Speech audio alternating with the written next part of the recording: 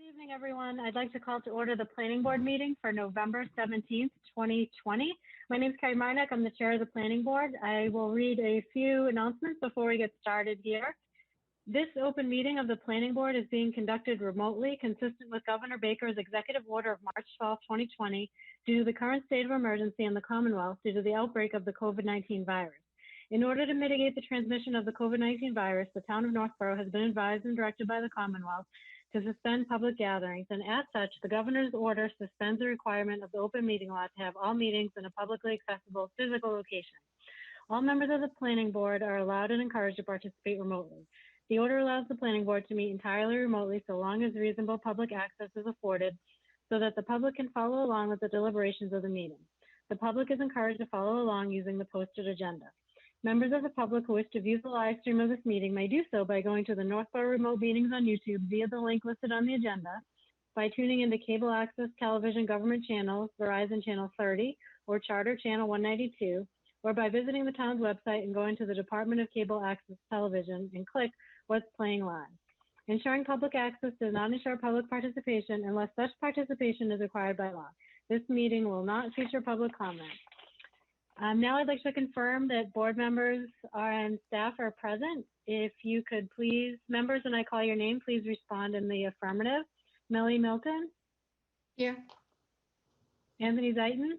Present. Amy Paretsky? Here. And Michelle Gillespie? Here. And staff, when I call your name, please respond in the affirmative. Kathy Jubert? Here. Yeah. Bob Frederico? Here. And Fred is setting up, Carrie. He'll be joining us okay, shortly. Great. Okay, that sounds good. There are no public hearings this evening or public comments. With that, I will get started with the first item on the agenda. Tonight, as I mentioned, we don't have any public hearings this evening. We will primarily cover old and new business. First, I'd like to cover the review of the Xero Bartlett Street preliminary subdivision decision, if we are ready to take a look at that now.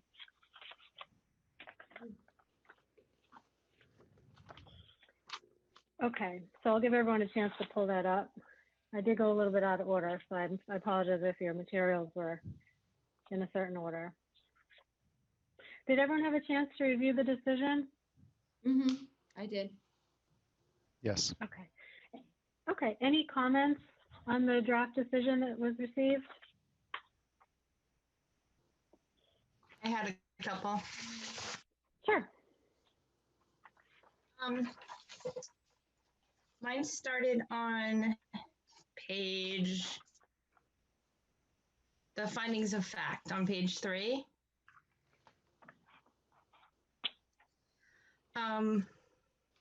For number 5, it talks about 151,000 square foot warehousing facility is proposed on H1. I thought when we were told by Mark Donahoe, this is a wholly separate and distinct creation, and wholly separate and distinct. Like we were only supposed to talk about the subdivision. We weren't allowed to talk about parcel H.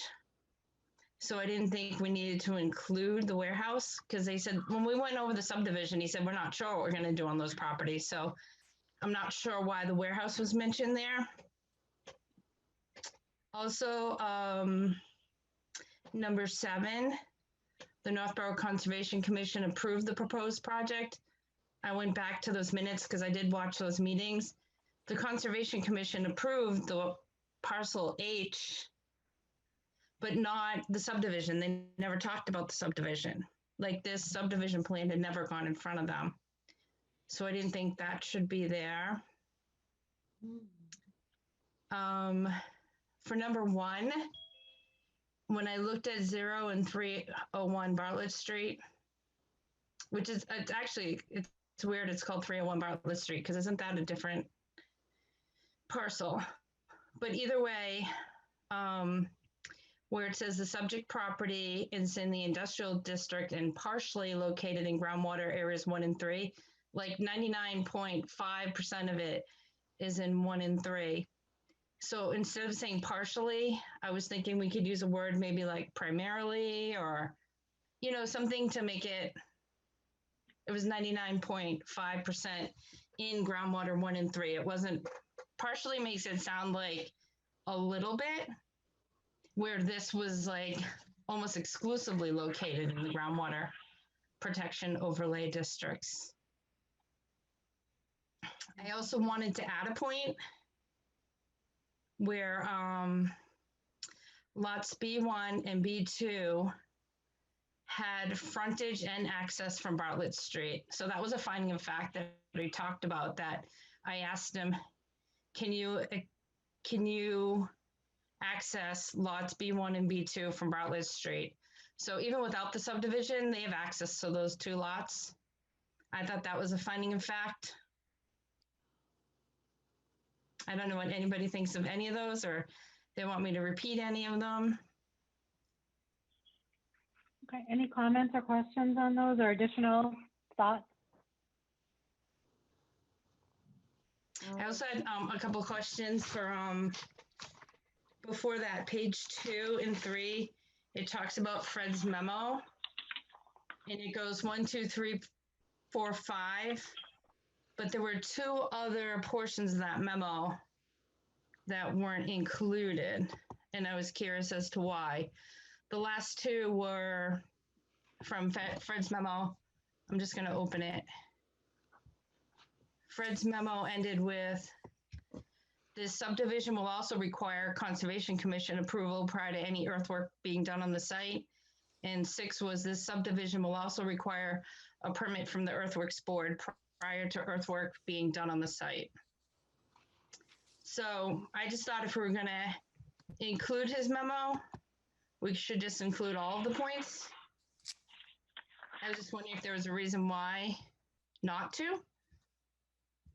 I don't know. Okay. Carrie, if I can address some of those, or Yeah, sure. Go ahead, sure. if you want to go back to the findings of fact, that's right out of the application where it talks about a warehouse. So that's where I took that from. That was in their application, that it was a 151,000 square foot warehouse facility. So that's where that comes from. Amy, I forgot about some of the ones you already mentioned. I'm sorry. Oh, that's And okay. then back on the on Fred's review letter, I just I included it, but I just did it as it's not a verbatim out of his letter. I just said that Fred had reviewed his comments, and then I took the comments that were appropriate for the subdivision. The earthwork, you know, applying to the earthwork board doesn't have anything to do with the planning board. So that's not part of your decision. And the Conservation Commission, I can double check with Mia exactly what the Conservation Commission approved. But they don't get the subdivision plan. They just get, you know, an overall plan for the property. But you know, I can double check on that, or if you want to take it out, or whatever you want to do. I would recommend taking out, just because I did go back and I watched the meeting and I read the minutes, and they never talked about the subdivision plan. So it's misleading to write the Conservation Commission approved the proposed project. So I definitely think number 7 should come out. And I also questioned number 5 because we talked about it. And I even went back and listened to the tape for the decision. And at 2 hours and 54 minutes, Mark Donahoe said this is wholly separate and distinct from parcel H. He didn't want us to talk about it. So I don't understand how or why we should include it in the decision. Well, all I'm saying there, Amy, is I copied it right out of their application. So it's in their application. But can we take it off? As a Well, I don't know why finding of you fact? would. It's in their application. I mean, it's, you can't change their application. It wasn't on the site plan. Do you have their application that they submitted to the town? It's right in there. I could go to my other room. I'd have to go get it out of the drawer. I have the memos. Well, I mean, I'm not lying. It's right here. I know, but I also did go back and listen to the tape when I was reading the decision, and Mark was pretty adamant that we couldn't discuss the warehouse. So it just struck me surprising that the warehouse was included in the decision. Amy, I think what Kathy's trying to say is that a lot of the decisions, the fact findings come from their applications. It's just the applications is part of the permit. Just part of the right, fact. but the finding of fact is like a fact, and I don't. It's written right here in their application. Right, but people can write things in A their development of an approximately 151,000 square foot warehousing facility. Okay, so are there other, oh, go ahead. Sorry, I think it was Mr. Donahue's preference that we didn't talk about it, but I don't know if that actually is an established. Yeah, but if they wanted to include it, why didn't they have it on the plan? It wasn't on the site plan at all. Like where Well, you didn't review a site plan. You reviewed a preliminary subdivision plan, which just shows the configuration of the lots and the driveway. Mm-hmm.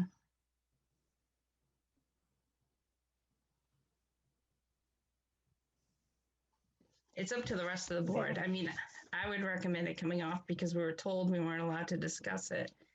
And now it's on the finding of fact.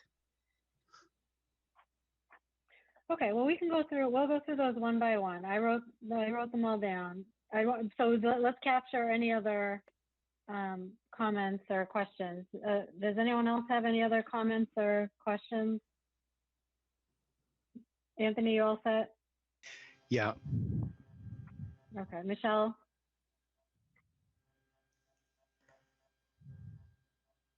I'm all set. Okay, and Millie? Yes.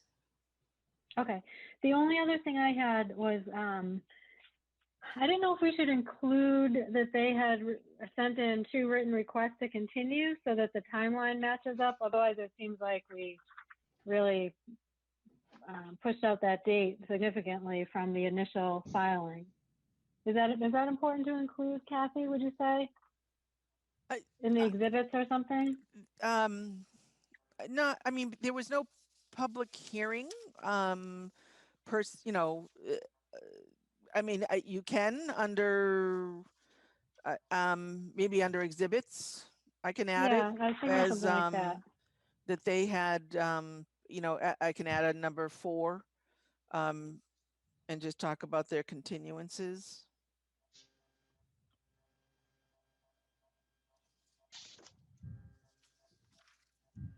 Otherwise, that was all I had. So why don't we, if there's no other comments, why don't we run through from the start? So under findings of fact, we have, one question was 0 and 301 listed, both listed. Is that how it is, Kathy? Is that just from the application as well, both properties? Yep. Again, I pull everything out of the application.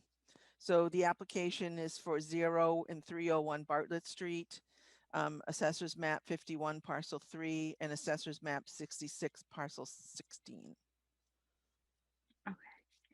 The second part of that was changing partially to primarily. Now, even if they had partially in their application, if the fact of the matter is that it's almost 100% on there, that would seem to be more factual than partially. So I guess. Yeah, that's just my word, Carrie. That's not out of. Okay. Their application. I'm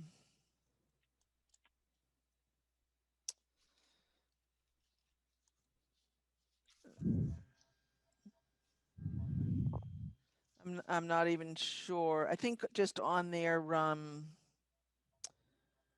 on the Form B that they filled out, they people just write in the industrial district and the groundwater district. Oh, okay. Okay, so are there any board concerns with changing partially to primarily based on the actual coverage in groundwater? No, I would agree that it probably should say primarily. Yep. Any problems? Okay. Kathy, going back, sorry, back up even further. You said for Fred's memo 5 and 6, they were earthworks related and not really needed to include, not relevant to the subdivision decision is what I think you said. Yeah, I just didn't take his letter and I just took out the parts that applied to the planning board, which was numbers, let's 5 see, and 6. 1, 2, 3, 4.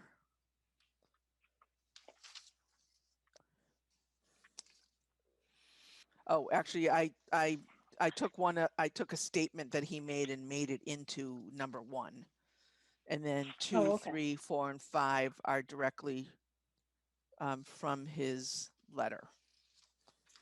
And then in his letter 5 and 6 is Conservation Commission and earthwork. So I Okay. mean, it's not going to hurt to put those in. Okay, does anyone, are we okay with excluding the earthworks items, or do we want to include the earthworks items? Any thoughts on that? Well, one is conservation and one is earthwork. Oh, I'm sorry. Okay. That's okay. That's So let's see. What about the conservation one? Do we want that in there or no? I don't know. I think we might as well.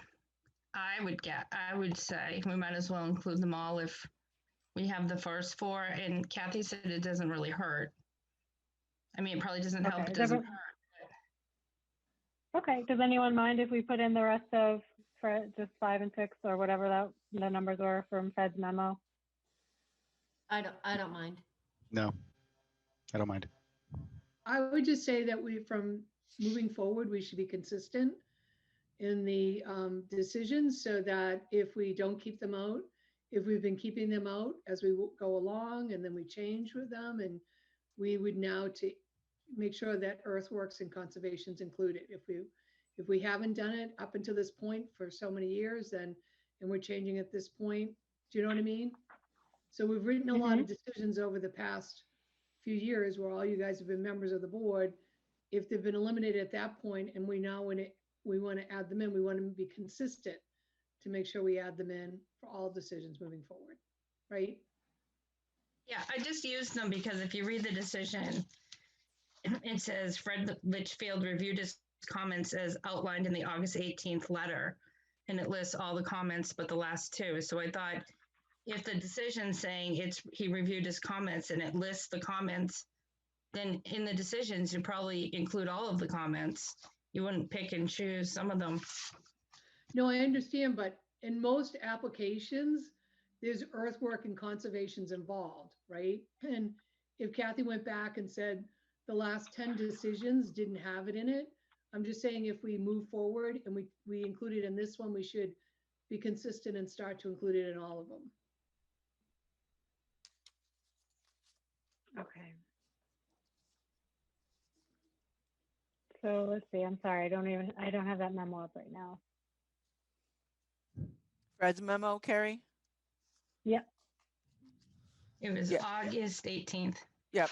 So he had 6 listed, and like I said, it just in his beginning paragraph, I made his first paragraph into a point of, which is the number 1 here, which just says the plans appear to meet all the requirements outlined.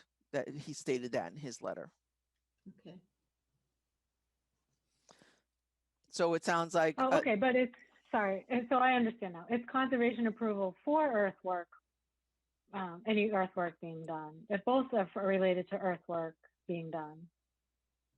I just found it. Sorry. Okay, so I'll add those 2. The last 2 comments in his letter. Okay, that's fine. I mean, that's fine by me unless if the board wants to add it, that's fine by me. They're two short sentences. They don't. I guess. And when I looked back at the other Bartlett Street decisions, we usually included all the points from Fred's memos. You know, whether we're approving or denying, it always listed all the points in Fred's memo. The subdivision decisions are a little bit different. We haven't done a subdivision in years. So those are all the site plans that you were looking at, Amy, that probably had the groundwater letter. Yep. And we pull everything from the groundwater letter because those are then get transferred into conditions for the project. Yep. I mean, Okay. it doesn't matter as long as it doesn't matter either way.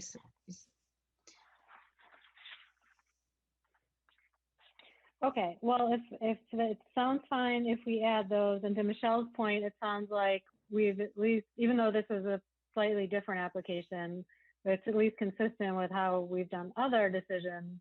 So it's not too, it's not that big of a difference. Is everyone okay to add on page 2 as an item number 4 and the exhibits, just to reference the written request to continue as part of the exhibits? I think we had 2 different requests, just to reflect that.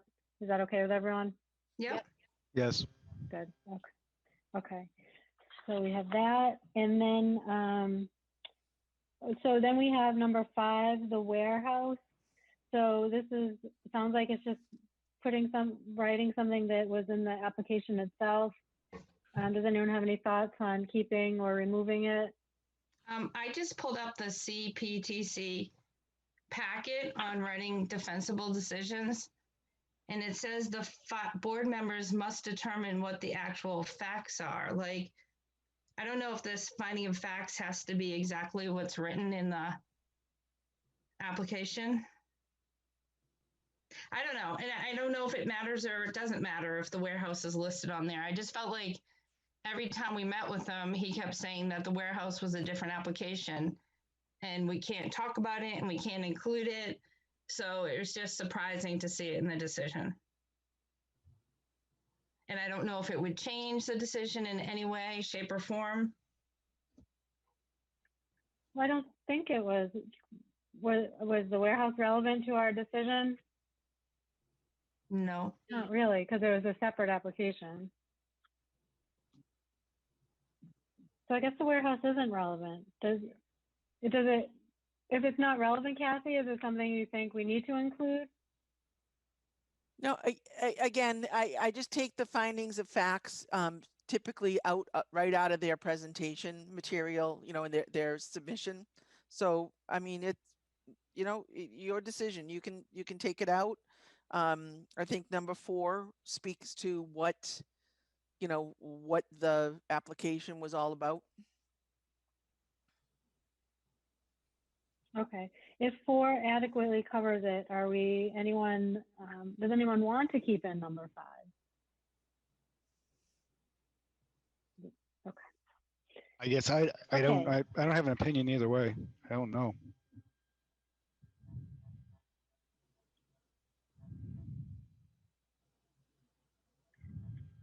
Okay.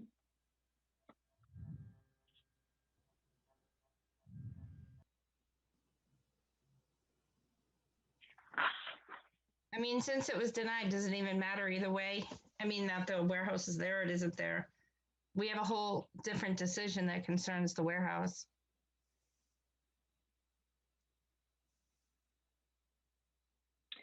Okay, so why don't we just do, if you want to keep the warehouse, Millie, keep it or take it out?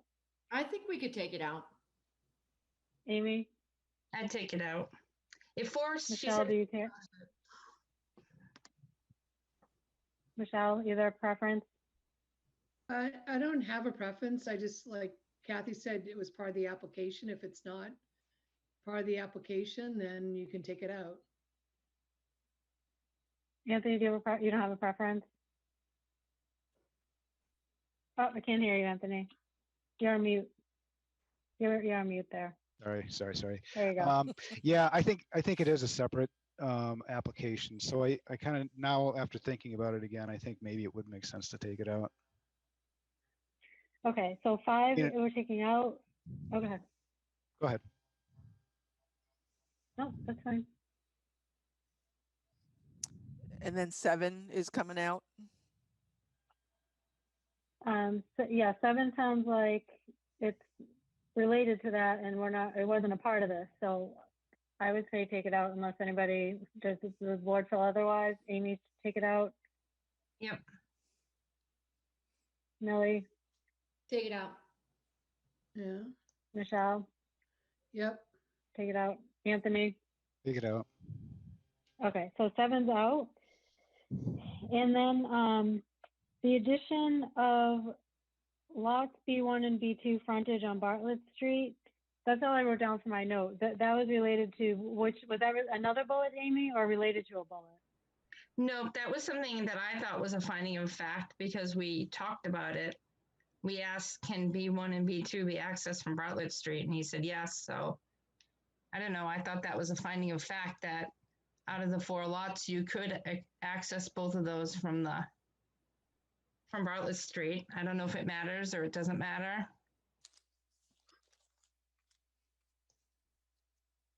Okay, so do you I don't know if you have the site plan there, Kathy. Do you? Yes, I do. Or no, the subdivision. So that's an accurate statement that B1 and B2 frontage is on Bartlett?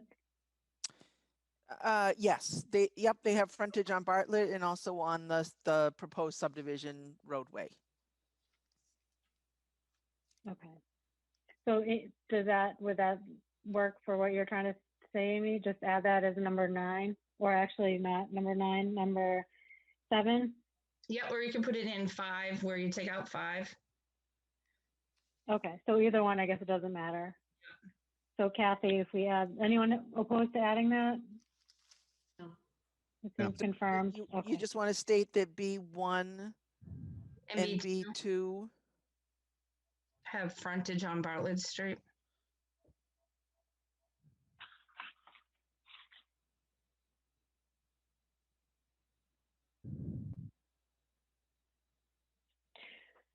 Okay, so quick recap then of where we stand.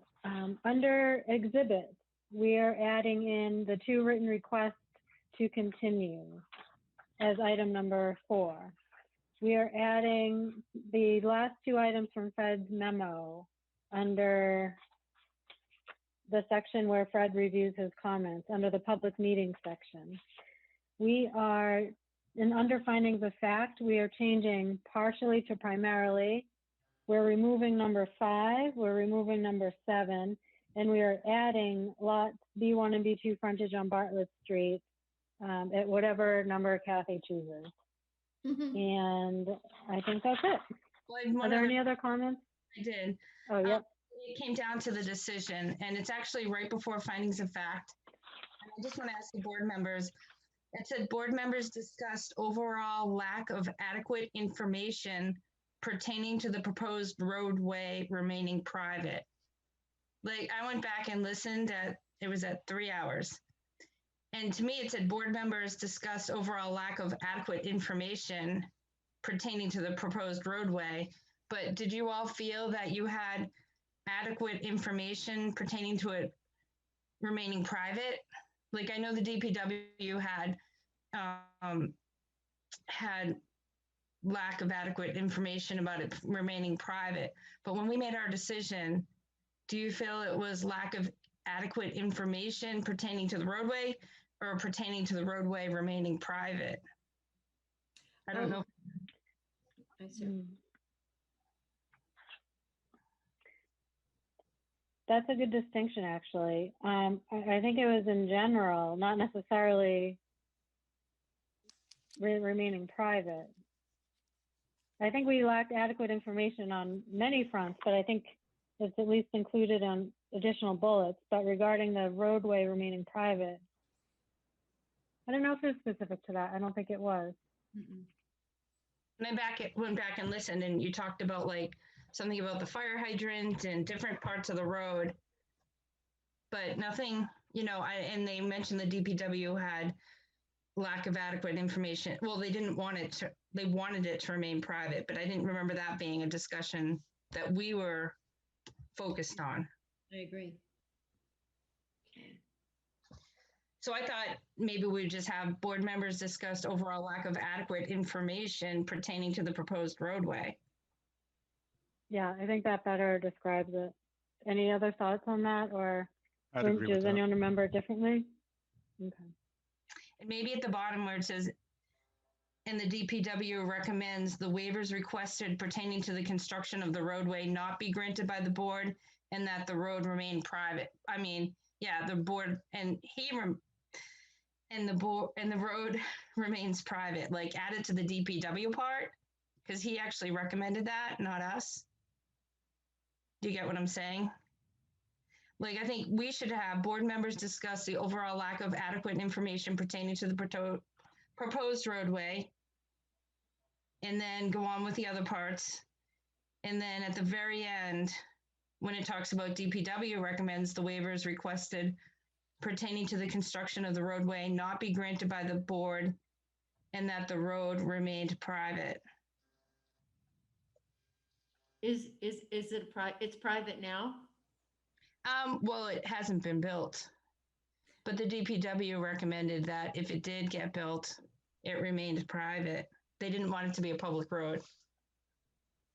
Right, but so would you write that in after they've basically said we don't recommend it be granted?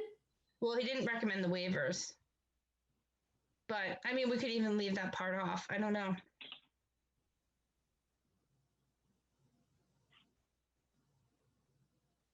Yeah, they recommend the waivers not be granted. Mm-hmm. But those were waivers on how the road was built. And then if they didn't get the waivers, they also wanted it to stay private.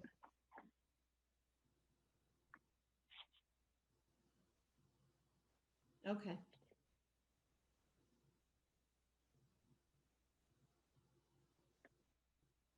Or we could leave that part off, just take off pertaining, I mean, roadway remaining private or remaining private. Because I don't feel that was something that we were concerned with as a board. We weren't concerned about the private. But it remaining private. I think the DPW was the one who was concerned about it remaining private. I mean, we would have backed up the DPW and asked that it remain private. Mm-hmm. But I So don't think. Kathy, if that was something spearheaded by, if that was the DPW's preference, do we need to include it in this, or? Well, this particular section is just about, you know, what was discussed at the public meetings. You know, it's not anything verbatim, you know, like a set of minutes. I wasn't there that night, so I'm assuming that Fred mentioned it as part of the DPW comments. I don't see the harm in Yeah. adding it. Okay. But I don't, you know, it doesn't really matter whether it's in there or not. That's not, you know, your decision wasn't you didn't make a decision that night about whether the road should be private or not. Right. Plus, Carrie, I think the board often asks staff for comments, and if staff gave that comment, you'd probably want to include it, right? Okay. So let's see. I don't have Scott's memo handy. Well, it's in Fred's. I have Fred's memo. All right. I think it's subdivision. Is it under correspondence? And in Maybe at the bottom it can just say, and the DPW recommends the road remain private and the waivers requested pertaining to the construction of the roadway not be granted. It's just moving the remaining private to the DPW section. Mm-hmm. in number 5, it states that, you know, on you know, just up above, if you just look up above. On number 5, it says that the Public Works Director is not in favor of the public way being constructed. If a subdivision roadway is to be built and made public, all, subdivision rules and regulations should be met.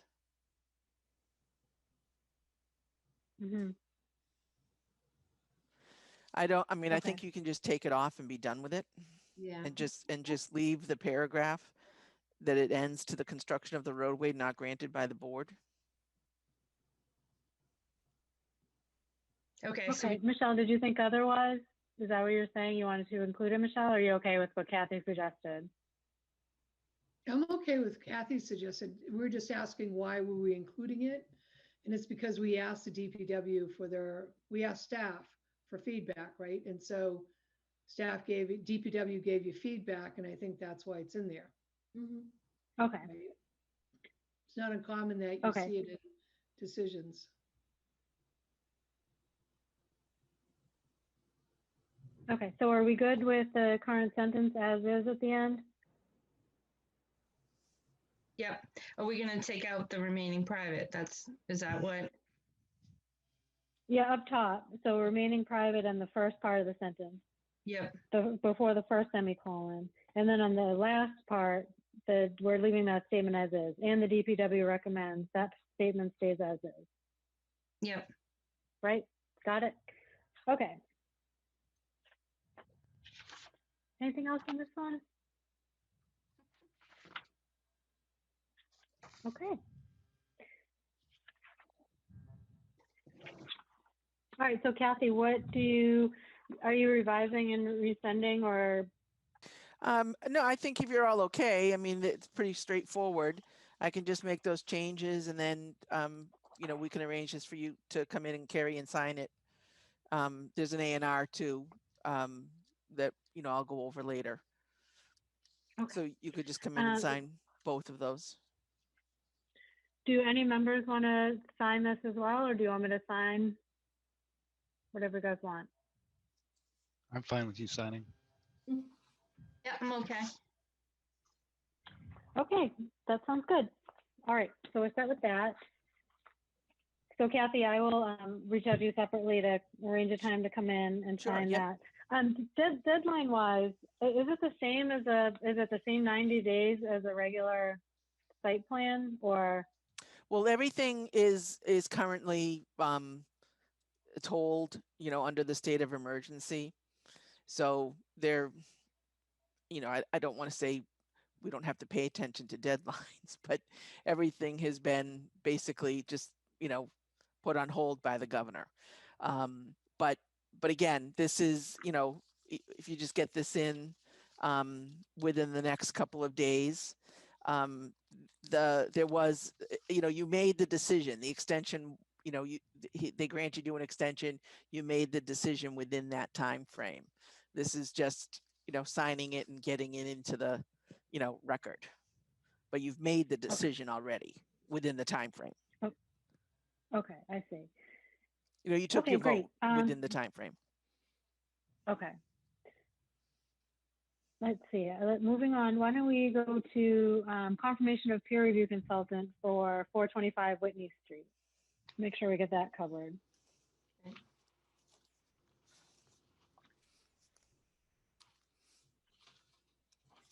So for that, Kathy, do you want to present that, or do you want me to speak to it, or? Well, sure, whatever. I can just go through the process real quickly, Carrie, and then if there's anything I'm missing, or so I think, I think everyone is pretty much up to date where, we reissued the peer review, the request for proposals. We received 3 back. Each one of those proposals included in their presentation this time, or in their submission this time, included some sort of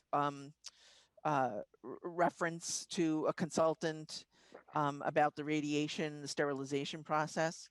The 4 of us, as the board had agreed to, Carrie, myself, Fred Litchfield, the town engineer, and Scott Charpentier, the DPW director, reviewed the proposals, ranked the proposals, and we chose and followed up with doing reference checks for the consulting firm called Environmental Partners. And they are subcontracting with a company, a Massachusetts company that's called CN Associates. And that's who specializes in the radiation portion of this project. So we moved forward and let the firms know that the planning board would be meeting tonight and hopefully taking a vote to authorize hiring of the firm. And then the process from there is that if you all agree with that tonight, we'll go forward. We'll prepare, it's a very standard contract, but we'll have what they will initially provide us with, EP, the environmental partners, what they'll initially do is provide us with their understanding of what the scope of work is. And then they did include their fee schedule, but initially it's a lump sum fee, which we will then, that gets worked into the contract gets signed in-house, and then that moves to the Steris company at 425, or proposed for 425. Steris would then, provide the town with the funding, and we would go forward and have the company start on their review. They have all the material that's already been, actually was supplied to each one of the firms that responded. So they have all the material that they need to start their review. Any questions from board members or comments or?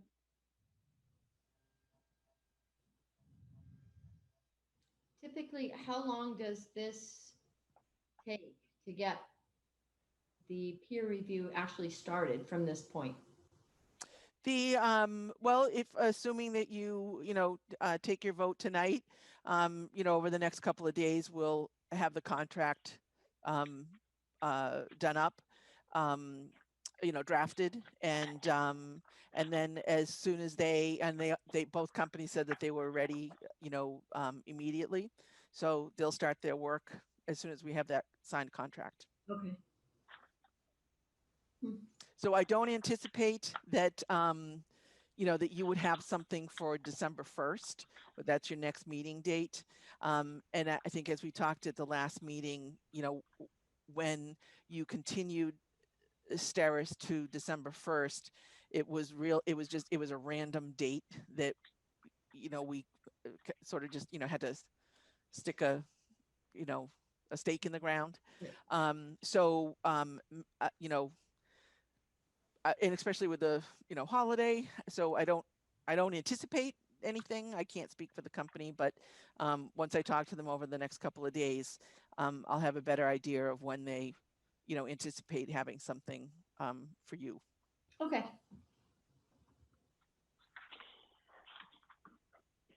Any other questions? No. Okay, so my question would just be, and maybe you said this before, but just to refresh my memory, we obviously have a pretty heavy book here of questions and all of that went out for review.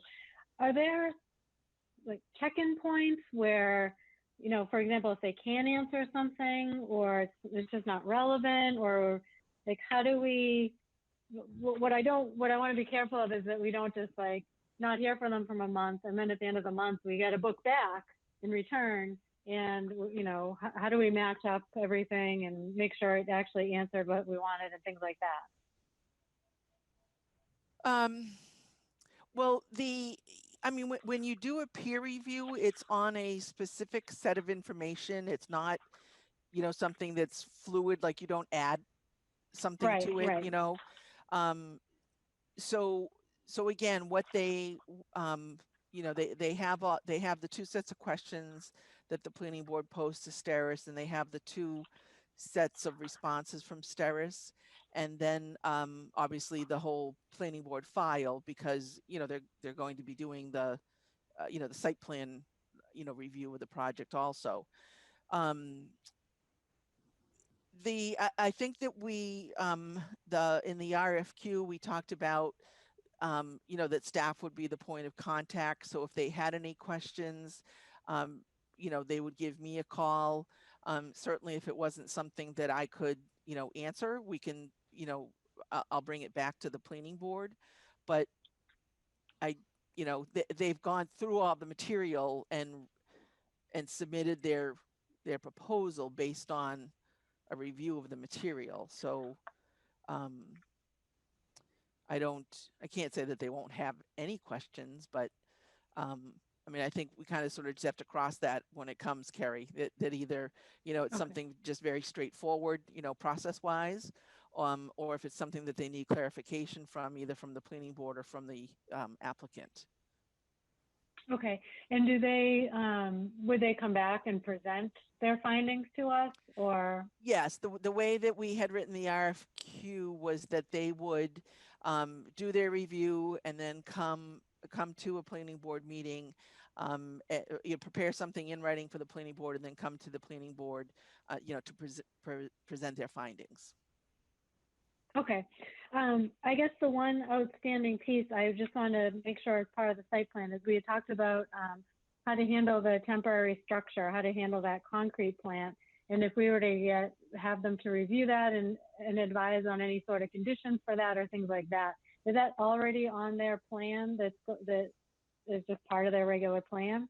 The concrete plant is not, because we don't have any plans for the concrete plant.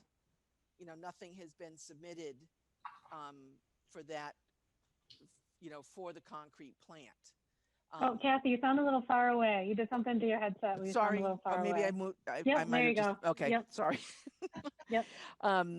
So we don't have anything in the file about the concrete plant other than how the Conservation Commission, how Mia and Fred wrote up the Conservation Commission's order of conditions about that Fred and Mia would be, handling the review of that, because we don't physically have anything for anybody to review at this point.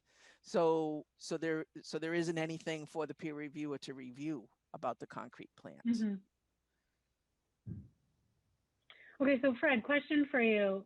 You had made a comment before about, what's in the ground is what you cover what's in the ground, but not necessarily what's in the air. Did you say that, or did I make this up? I don't remember saying that, to be honest with I you. won't hold you to it. I won't hold you to it. But it does sound like something I would say, though. We generally work with erosion control and whatever's happening with the ground and any site improvements. So if we have a firm like Environmental Partners, who I assume could cover the environment in general, They might be able to. Opportunity for us. They might be able to share with you some possible conditions or concerns to be worried about in terms of air quality on the neighborhood, which would be far beyond my expertise. Okay, so that's something that they can still weigh in on regardless of. Yeah, I would think that's well within the rights of a site plan review. So I know at one point they had somebody came in and fully, described the operation they had planned for the concrete portion of this project. And I mean, could we not just ask for something a little bit more formal from them, just so it can be reviewed? Well, you can at a public hearing, with the applicant present, you could ask them. You could ask them for anything, but a review, of the concrete plant was not part of the scope, because we don't have anything. Okay, so, but it sounds like, I mean, either way, we're going to vote on the peer reviewer this evening so that we can move that forward. And then it sounds like if we want to make sure there's some sort of, for whatever Fred and Mia can't cover, there's the ability to at least have, if we have someone like environmental partners, do I keep saying their name correctly? Yep, that's it. If there are things that they could advise, I think that'd be helpful, but it sounds like we'd have to ask that at a public hearing either Yes. way. Yes. Yeah. Okay, so for right now, we can at least vote on, unless does anyone have any other questions or comments on the peer reviewer? Do not. Okay, so let's see. Would someone like to make do we need a formal motion? Yeah, We sure. do, because I we're mean, I taking a think, vote. yeah, no, I Okay. think as far as the public record and, because this is an ongoing project and you have an open public hearing, I mean, you're not in the public hearing now, but I think just to verify, based on all the discussion that's occurred about the peer review, that a vote would be good. Okay, great. Would someone like to make a motion to move forward with Environmental Partners as the peer review consultant for 425 Whitney Street? So moved. Second. Is there a second? Okay. The motion's been moved and seconded. I will do a roll call vote. Millie? Aye. Amy? Aye. Michelle? Aye. Anthony? Aye. And Carrie is an aye. Okay, great. So that will be our peer review consultant for 425. And then we've continued to December 1st, but it sounds like for that meeting, it's just really a quick check-in with Darius, nothing official otherwise. Yeah. Okay. Okay, great.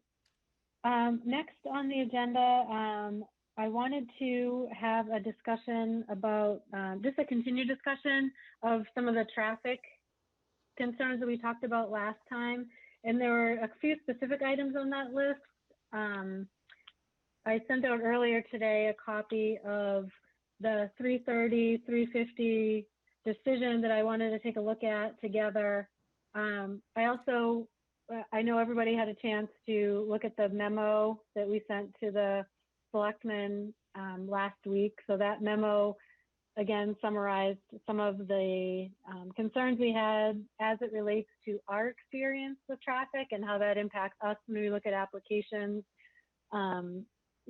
Sometimes as we mentioned before, we have the benefit of hearing from the public in a forum where we can interact more freely during public hearings.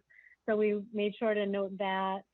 We talked about how when we do our site plan reviews, there are some instances where, we can kind of see what would make a project safer, but we don't necessarily have the purview to do some of those things. So just asking for more, lines of communication where maybe we can talk more openly about those things. We included a point about mitigation. Michelle, I know you've been pretty strong, pretty vocal on that, being able to not miss those opportunities for mitigation. And, just some general challenges with enforcement.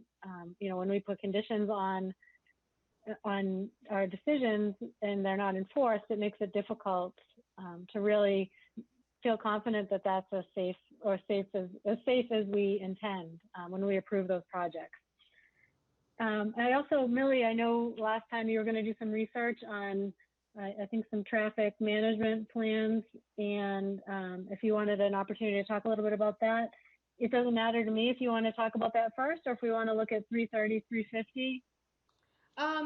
You know what, I just have a few things that I wanted to, that I looked into. So there are a number of other towns that have done transportation and traffic management plans. Some of the towns are specific to like college towns, so they have specific issues. But I do think it's important that we, begin to align what we're hoping to gain from looking at what we have for goals for the master plan. And, two of the goals are, safety, and the other one is, safety and future traffic management and transportation.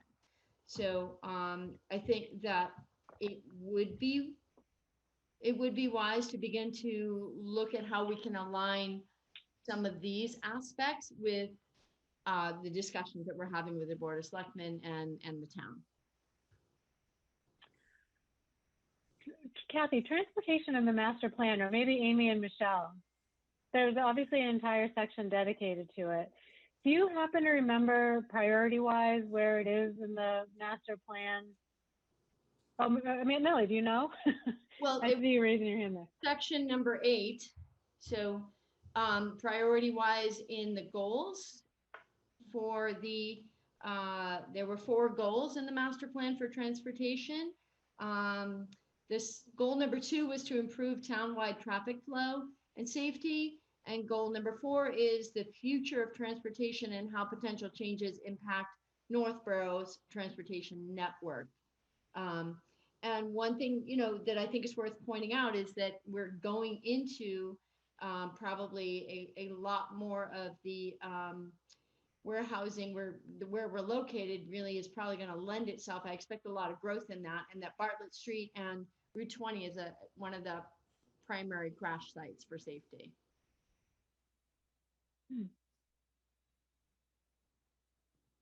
Okay. I can talk to the master when they talked about priority. Like I asked why some came back number 1, some came back number 2, and every group wanted to be number 1 in priority. So some had to be number 2. And we kind of discussed saying, well, a lot of it may happen because grants become available or opportunities. I don't know if the priority was really, this is definitely going to be number 1 and this is going to be number 2. It was, a lot of it would be on opportunity and grants and other things that came along. Because we had a lot of number 1s when you had priorities. But it doesn't relate to traffic at all. It's the master plan overall. Mm-hmm. So. Okay. So in terms of what other towns are doing, Millie, you mentioned it was a lot of different college towns. Are there, was there anything specific to the planning boards in these towns that they were looking at or having issues with or anything like that? Yeah, I mean, I think that the 2 towns that were college towns were Lowell and Amherst. And I think that the planning board was definitely involved in making sure that things like when they had subdivisions or large growth areas, that the roads were projected out and able to be, part of it was mitigation and part of it was future planning. For instance, what could they expect at certain times of year to allow, to accommodate an influx of students or an influx of traffic and also public transportation. And the other town was Arlington, which I don't know. I think they were just thinking ahead, forward thinking with their traffic and transportation management. These are 15 to 20 year plans that are part of, in and of themselves, aside from a larger, more comprehensive master plan. Okay. I mean, is there any interest in, would we want someone like a CMRPC to come in and talk to us about just what other towns are seeing, you know, use some of our local planning assistance hours to just hear, to have someone come to a board meeting and just talk to us about maybe other towns in the region dealing with, you know, trucking and distribution in general, and what they're seeing, what they're doing, what the state's role is, what the grants look like. I mean, things like that. It doesn't, I mean, a 20-year plan seems like a long-term type goal, but is there, I mean, would we want to hear something like that from anyone, or? I think it might be worthwhile. You know, you can also you can take parcels of a larger plan and specifically address areas of concern. You don't have to do a whole town.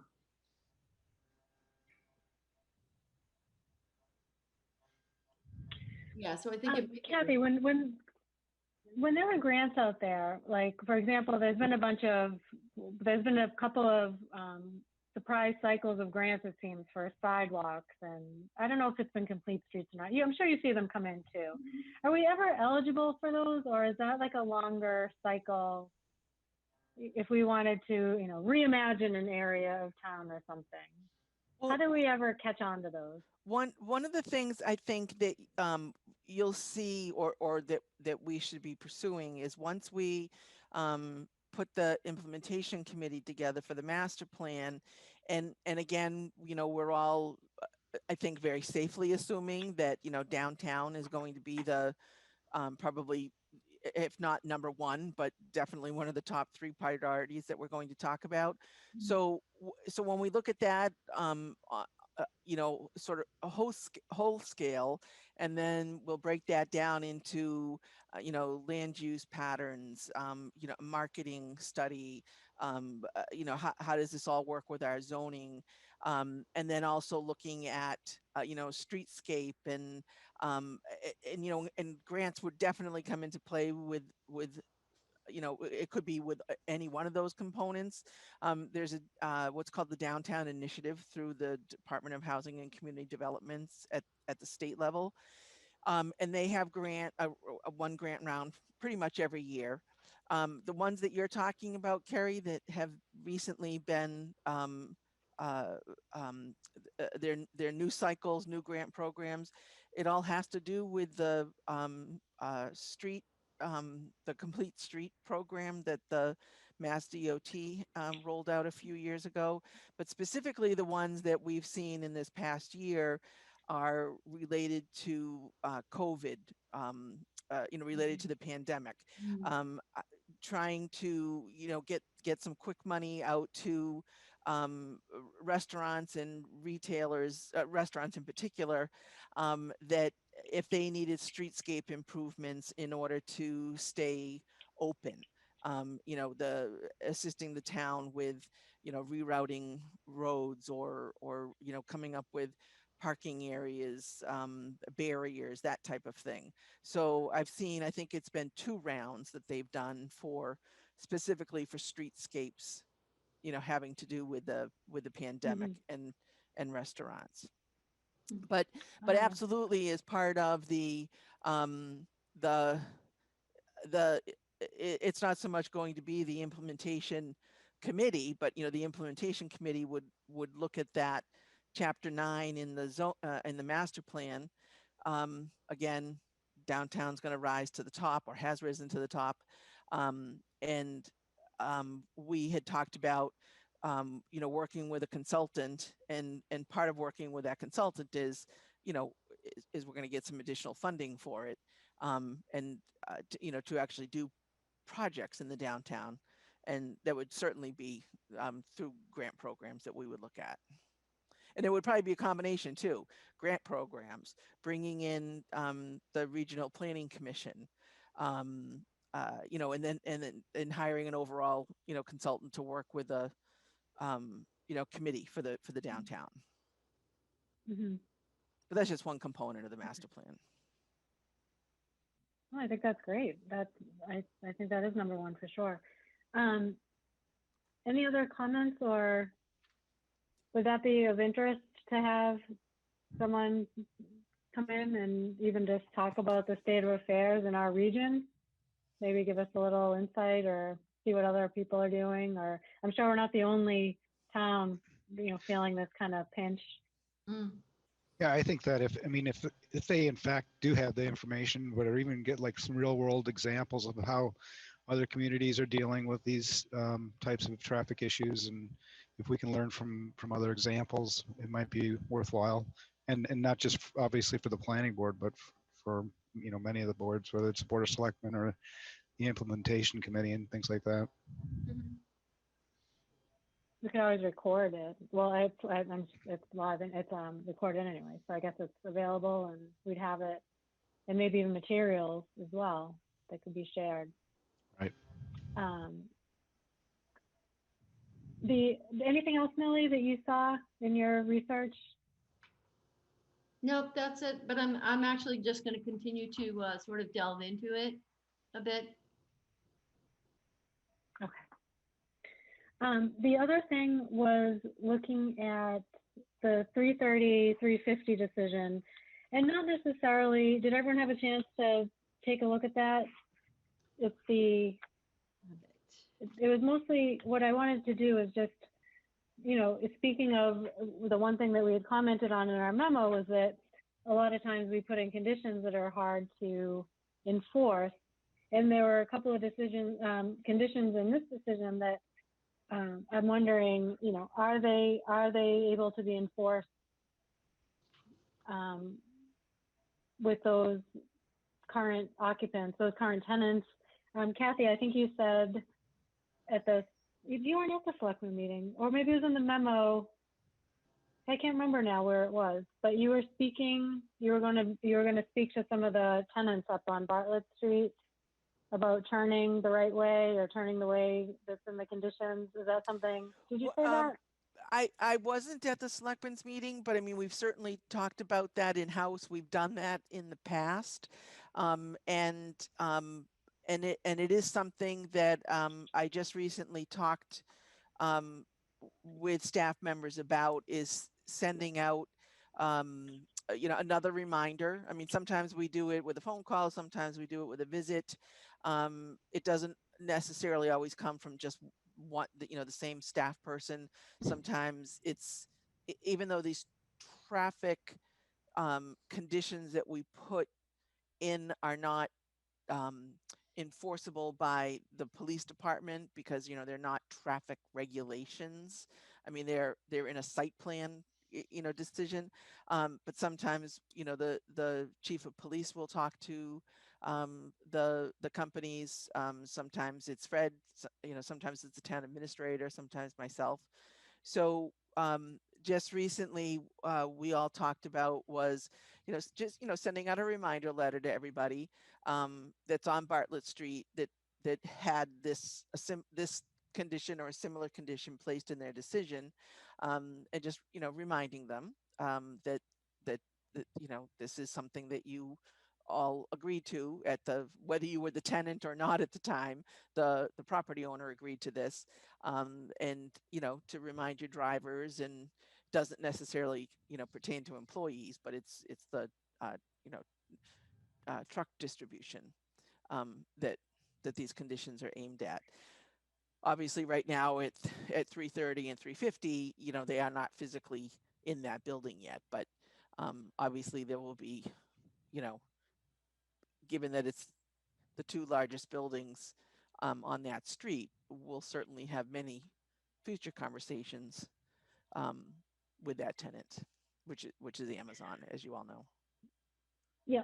Okay. So for people that are in there now and also have this condition and continue to not turn towards the 495 corridor, then what? If it continues, so you send a letter and you say, you know, please refer to the conditions, just a friendly reminder, but then it keeps happening, then what? Is there anything beyond that, or is that they just keep getting letters, or? Yeah, I mean, yeah, I mean, again, since they have all been there, you know, I mean, some of these companies date back to, you know, 2003, 2004.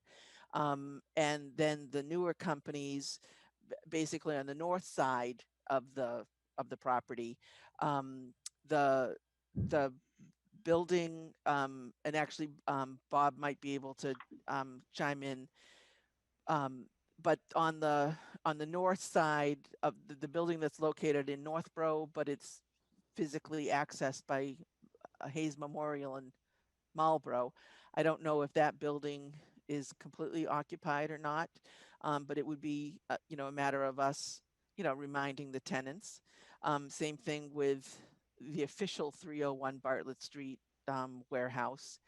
And then FedEx is, there's ongoing conversations with FedEx, and there's ongoing conversations with A. Dewey Pile, and those are on the south side. And again, these are not enforceable regulations through the police department. You know, a ticket cannot be written for people taking, lefts Mhm. out of their property when they should be taking rights. So, I mean, a lot of it is all just about, being a good neighbor and paying attention to the decision. Okay. Bob Madam- has some information. Madam Karen. Chair, Oh, sorry, Bob. I didn't. Okay. Yeah, sure. just a comment that Kathy was referring to, the 150 Hayes Memorial Drive where the access is Marlboro, but the building is in Northborough. They're currently doing a tenant fit out for a tire warehouse facility. It's about 3/4 of the building. They've got substantial work that they're doing for the fire suppression system and fire pumps and things like that because of the fact that they're storing tires. So the building is about 3/4 of the way leased, if you will, and they're currently working on that tenant fit out. All right. Okay. Carrie? So, so I just had a comment to sort of piggyback on what Millie was talking about, how just sort of, we talked about before, looking for something to put like in your toolkit that you can, when you have applicants who come before where you think there's going to be some sort of impact, similar to would be if you would have like a large residential community coming in and you notice that it would impact the schools, what would you be asking back to help offset the impact of the schools? And so I'd be interested in this specific decision, like what worked and what didn't work. So for example, there's number 13 talks about this cement concrete raised traffic island where it forces the trucks to come out and turn left because they have this little traffic island there, right? So I don't know whether it's been built or not, but that was part of the decision that there would be this raised traffic island shall be mountable and have scored concrete as to not interfere with snowplow operations. But in essence, what it's doing is shifting the traffic to the left. Does that even work or doesn't it work? That's like a question I would ask. And if it doesn't work, then we go back to what we asked that applicant for the other building, which got denied, but was like, how do you take your traffic and steer it out? Do you use these huge cement ballards that are, 4 feet high so that a truck can't, go past that? And then if that's the case, we talked about the turning radius for fire, what's going to happen when a fire truck can't get down there? Do you have another exit that's privately gated for when you need fires, equipment, the fire engines and stuff to get there? So I would be interested in this decision when they said, well, that number 13 is great, but it never works. So don't bother asking for it. You need to look at something else. That's what I would be looking at for like what Millie's talking about, other communities who've probably a little bit more advanced and experienced in this, who said, well, we tried that and never worked. So don't even bother asking for it. Instead, this helps with, moving the traffic or flowing the traffic this way. That's what I'd be interested in. And I know that the other thing where we talk about 18, where they're asking all the drivers to go out towards 495, did the signage work or doesn't the signage work? Maybe there's different type of signage that can help redirect them, right? Because a sign during the day that's not lit, you're not going to see at night when it's dark out, when maybe they have some, traffic coming and going it that way.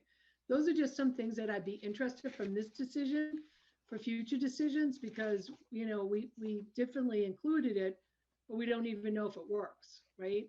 So maybe Millie, in some of your information that you find or something, we would be able to find what happens as they rerouting truck traffic or major traffic. How do they go about doing it? There actually is some logistics and traffic management systems in other parts of the country that have dealt with major warehouse distribution and trucking, because they have actually started to separate trucking and that type of large vehicle transportation as opposed to residential and commuter traffic. So there is some stuff that's one of the things I wanted to look into is that aspect of traffic management and see what other areas are doing for that. Because, trucks and large vehicles like that definitely have a different impact than commuter traffic. Right. Thank you. Yeah, so I think that's a good point, Michelle, and it's something that other areas have definitely began to really focus on.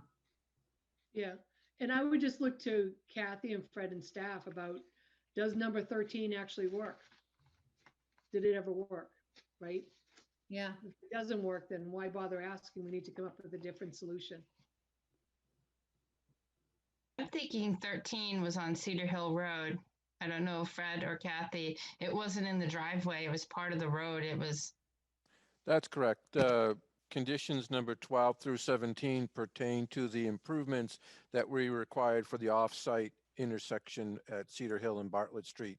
And that concrete scoring does help to let the truck drivers know where they are in relation to where the line is in the center of the road. So it works to that degree, but it was intended to be low enough so the plows could just ride right over it without damaging the plow or the driver. So in that driveway, we didn't do anything at the end of that driveway for an island or anything other than signage to redirect them. Is that correct? I don't recall anything, and I don't even know if there was signage. I don't know where the signage that you're referring to was required. The number 17, the final signing and striping plan, also pertained to the intersection of Cedar Hill and Bartlett Street. Mm. That was because it was in the right of way.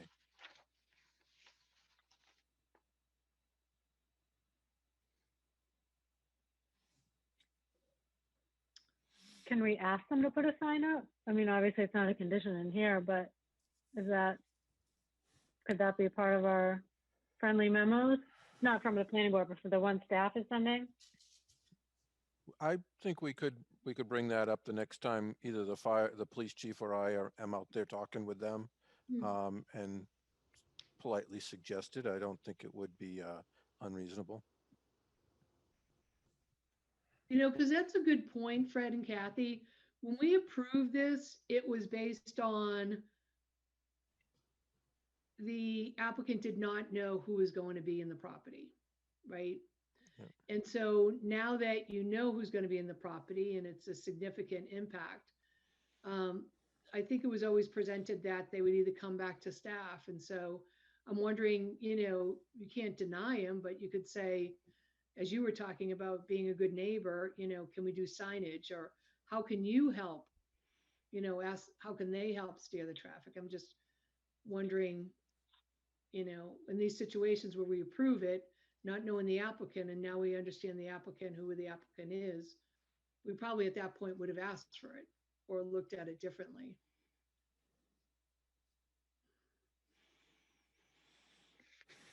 It's just a recommendation.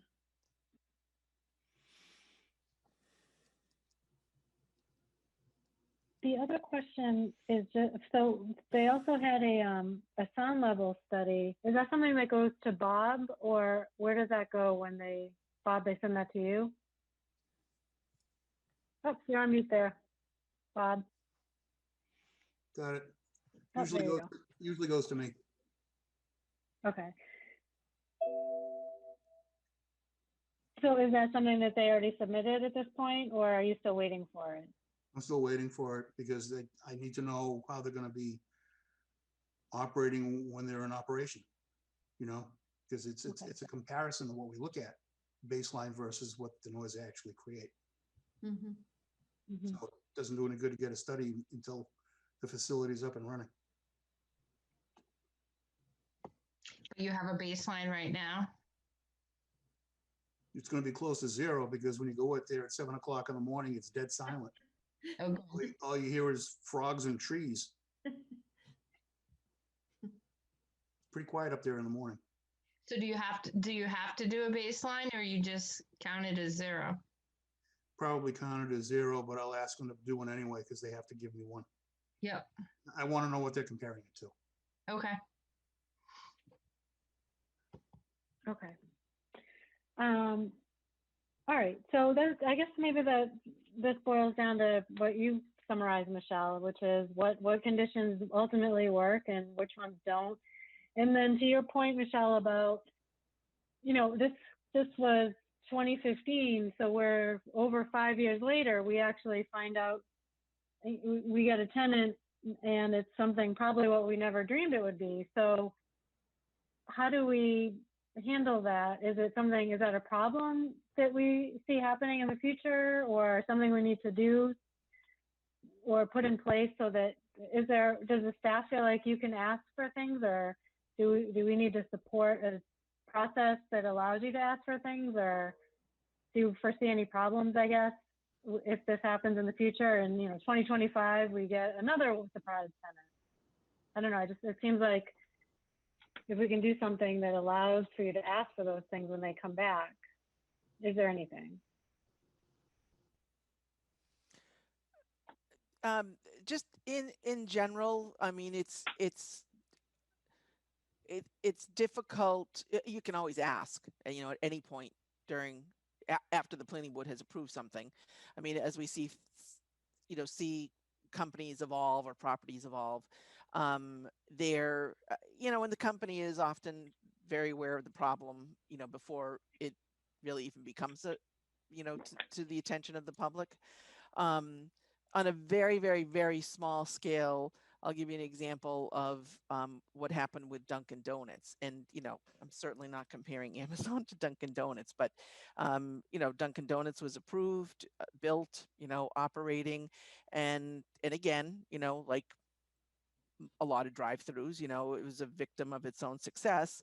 And it was the backup, which still does happen now, but the backup was, 10 or more cars onto Route 20 every single day. So, staff called them in. We had, a couple different meetings with the property owner and the franchise owner. And what they ended up do is, luckily they had the additional land that they owned. They didn't have to buy any additional land, but they, completely redid their drive-through so that more stacking could occur on their property and off of Route 20.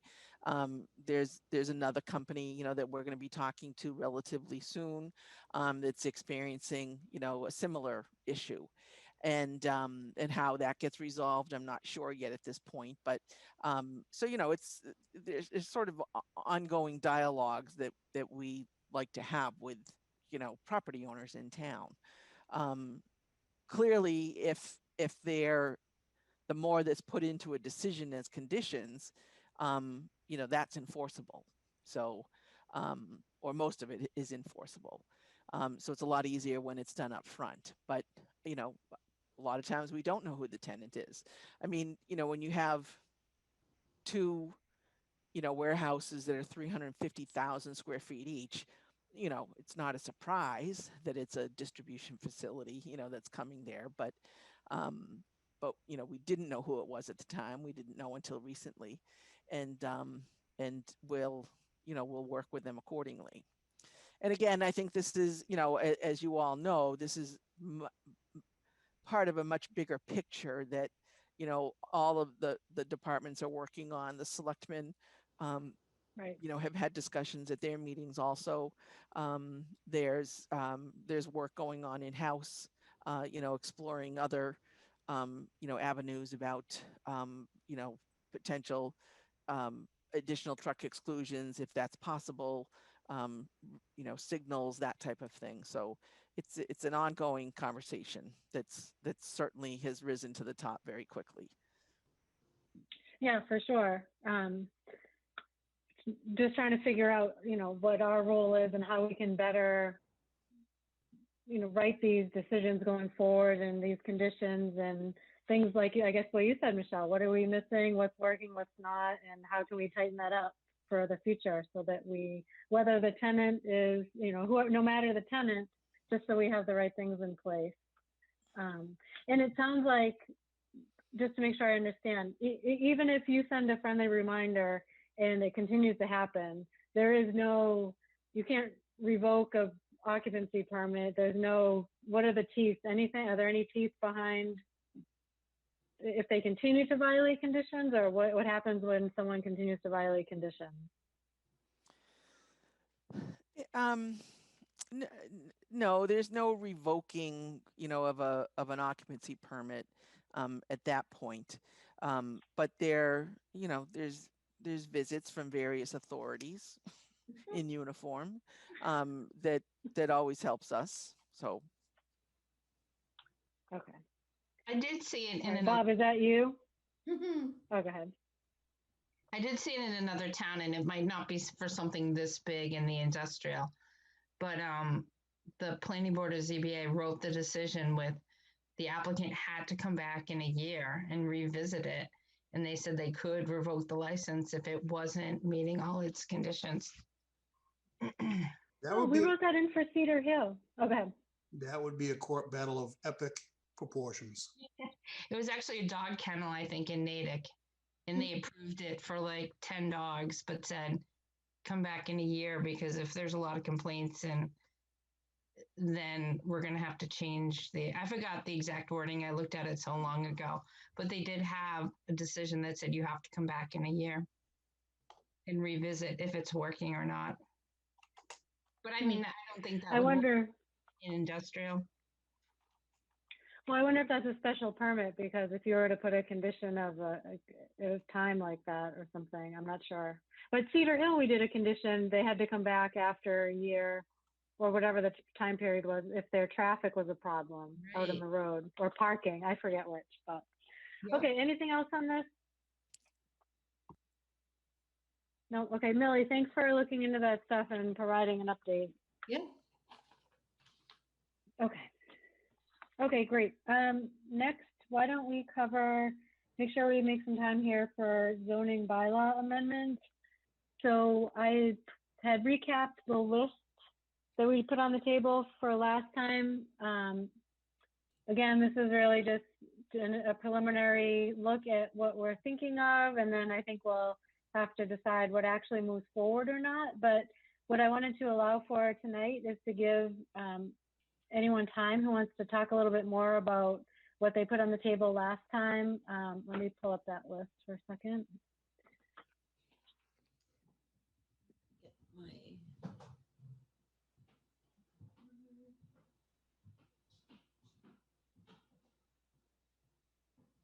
All right, let's see. So I'm just going to go straight down the list here that I sent out this morning. And if you brought it up last time and would like to expand on it, or if alternatively, if you have decided otherwise, that's fine too.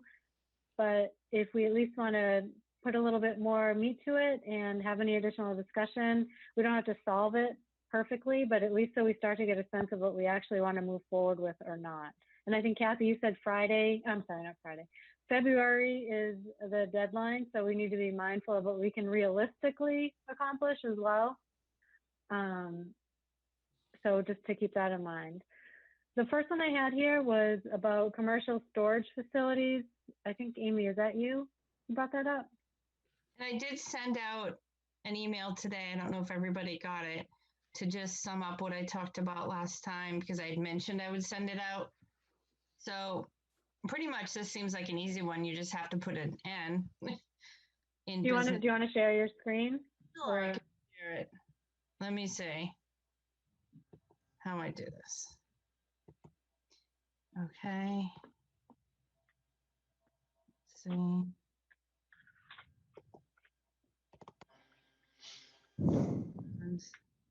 Did that share or no? Yep. Okay. I can't see it with the share screen, so I mean I can see it on my computer, but I can't see it on the little Zoom thing. But you guys can see it? Mm-hmm. Okay. I see it. Yep. So the first one I thought would be quick. It was just removing commercial storage facilities on Business West, but we can still leave them in Business South and Industrial. I think there've been a lot of talk about the downtown, and it doesn't seem like a commercial storage facility warehouse would be a use that would fit on downtown business or Business West or Business East right now. Maybe in the past. I don't even know if we have any, but I just put an N, but left it in two other places. It just didn't seem like warehouse and trucking has been an issue. So it didn't seem like a commercial use that people would want in a downtown or on Main Street. I don't know how other people feel about that. I think Kathy? I would agree. Yep. It's probably something from the older bylaws that was probably an older use, but seems like a quick one. Wait, what column is that? If you scroll up? Can you see right here? Yeah, but what is that? Which column is that though? Which Oh, district is that? I'll scroll up. Yeah, it's Business West. Oh, it doesn't even Oh, say. okay, business. The That's okay. Carrie, if I could just say a couple of things about that. Sure. It's not it was all part of the 2009 rewrite, so it wasn't a carryover. Amy, it was at the time it was purposely put in there, and there was a lot of conversation. I don't know if Michelle remembers. There was a lot of conversation about storage facilities and where they should be, where they shouldn't be, commercial storage versus self-storage. And that's why you see two separate definitions in the zoning bylaw. So I just wanted to point that out, that that's, that's something that was all done as part of the 2009.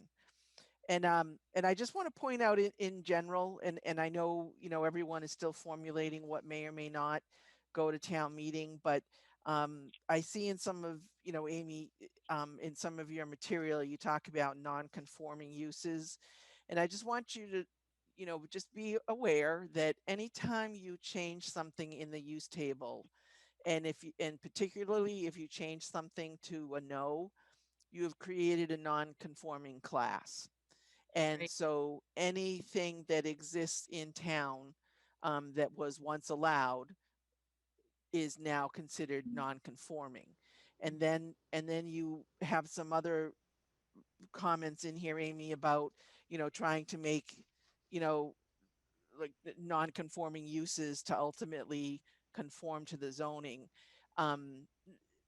That can often be an impossibility, because they're a use that's allowed to exist because you've now made them non-conforming. They're protected by general law, and what you do every time you change something to a no is you throw that property owner and that business or industrial use into nonconformity. Do we have any commercial storage facilities in Business West?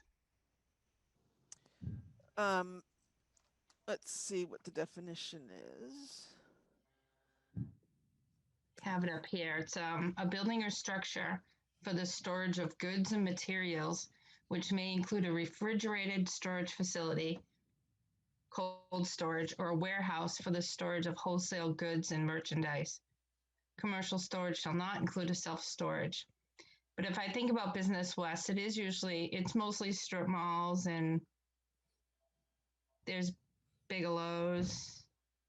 I can't think of any warehouse storage buildings on Business West right now that would become non-conforming. Yeah, it doesn't have to be a warehouse. I mean, it could be, one, could be one, like structure within a building, or one component within a building. So you just have to be careful of, Yeah. it's kind of like, be careful what you wish for. Right. Because, it may be something that you have an idea in your head of what it looks like, or what you think it would look like, and it may be something entirely different. Again, just things to, Right. Maybe for the next meeting, could you just check through, or I can check through, or someone can check through the assessors to see if there are any commercial storage facilities in Business West? For an example? Yep, I don't know that it'll happen for the next meeting. They're a 3-person office that only has 1 person in it right now in a revalve year. So we're not putting a heck of a lot of extra work on the 1 staff person that's there. I'll be finishing up a couple of your decisions, ones of your decision and a couple ZBA decisions. So more likely for the second meeting in December, we can get some follow-up information about that. Yeah, I think that will give us enough time because this is, to me, it seems like a small thing, but I guess that information would help with the decision. But it would still give us enough time before February.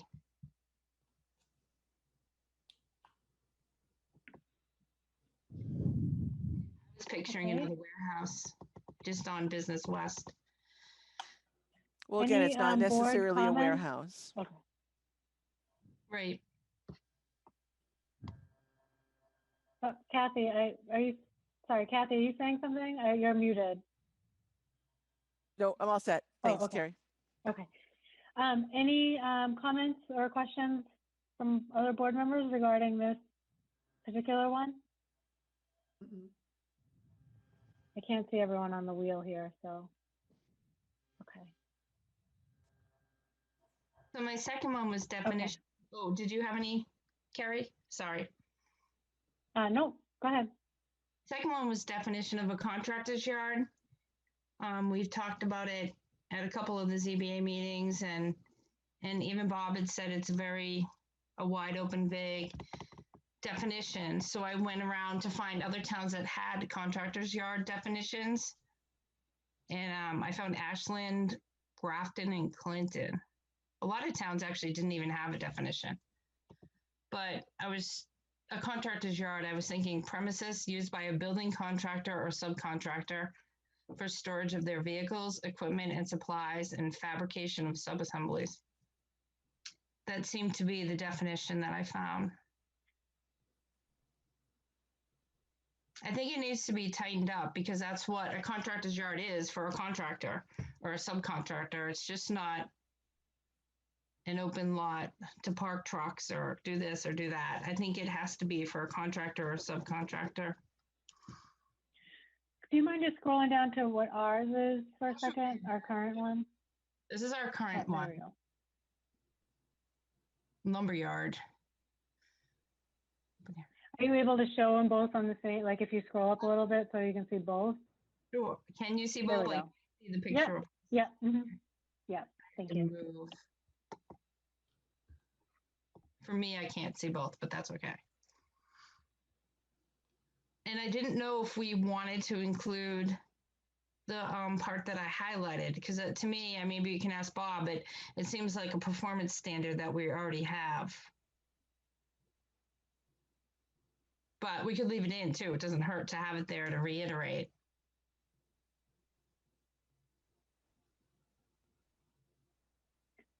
I don't think the performance standard has the provided further part though.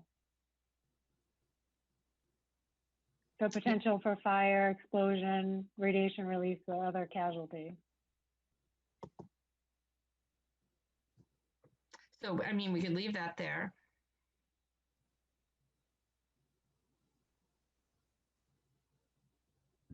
Okay, any comments or questions from anyone on this one?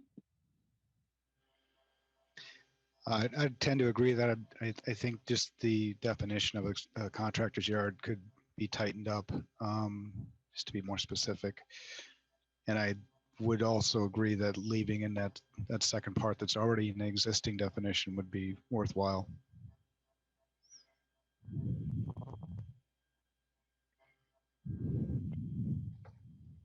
So Carrie, just for clarification, because there's so many things for us to review tonight, we're going to take this, listen to why someone's proposing it, wait for staff feedback, and then come back again and decide what's worth going forward or not, right?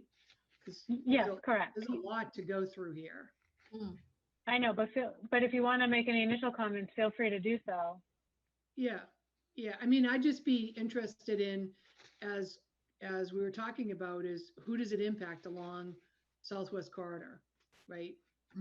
Does it impact Bigelow's? Does it impact Ace Hardware? Does it impact, if Kathy's talking about how we're making the determination is different than how the zoning enforcement officer determines it. And then there's another one up there, I forget the name of it. So I would just be curious. You know, the one, I can't remember the name, but it has all the mulch outside. Zeco? Oh, it used to be Zeco? Zeco, yeah. So you've got Zeco, you've got Bigelow's, and I just didn't know with retail, because Ace has a lot of outside stuff, does that come into effect? I would rely on Okay. staff, you know, understanding. Yeah, any initial thoughts from the staff on impact? And you don't have to know all the answers tonight, but just any initial thoughts on either impact or unintended consequence or anything? One of the things to remember about Ace Hardware is that I believe they have either a variance or a special permit to store and show items outside. Okay. In terms of the other businesses that are currently there, like Kathy said before, anytime you put in a new definition, a new restriction, a new special permit, whatever business is in existence at that time of the vote is automatically grandfathered. And we got to live with it. And they can stay that way in perpetuity as long as the use remains the same. I wouldn't think, I know Bigelow's isn't a contractor's yard, because if I could go through some of them, but there is something for garden wholesale supplies. And I'm sure Ace Hardware's retail sales, like you said, with the variance to store outside things, that wouldn't be a contractor yard. And the other thing is, if you look at a place like Bigelow's, it may not even fall under a contractor's yard. It may fall under some sort of agricultural sales. Yeah, I think it does. I think we have a garden supply sale definition too. Well, the state would override it anyway. Yep. Okay. Yep. All right, any other comments or questions? Oh, these next two must be you too, Amy. I must have just done it. You must have presented in order last time as well. So do you want to just go? Yep. Okay. So the third one I had was to remove the use variance. We've talked about it before. It was also listed in the community development plan, but it never was done. So we can talk about that next time. It's a big one. I just wanted to throw it out there. I don't know if anyone has any comments on it or wants me to keep going. Any board comments or questions on this one? No, Any initial thoughts? Oh, go ahead, Millie. I did not get a chance to look at this. Did this come through today? Yeah, I sent it out like 10 o'clock this morning. Sorry. Okay. All right. So I don't have any comments because I haven't looked at it yet. So Yeah. I would only say, based on our last attempt at town meeting, is good luck. So You put it out there, see where it falls. good luck. yeah. Okay, any other board comments? Not yet. Any initial thoughts from staff? I can't see everybody up on top, so feel free if I miss you, just holler. Okay. So the last one was non-conforming. And I think when we made changes in 2018 and it came back from the state, it took like 9 months to come back. And they said there was something concerning about it, but we'd have to go back and figure out what that was. But mostly with non-conforming, I'd like the intent to be listed. We have intent on certain areas. And the purpose and intent of the non-conforming is to ultimately comply with the zoning. Another area I was thinking is maybe as part of the interpretation sheet, we include the powers test, and the applicant has to write how they meet the powers test so you can see if it's actually a grandfathered use.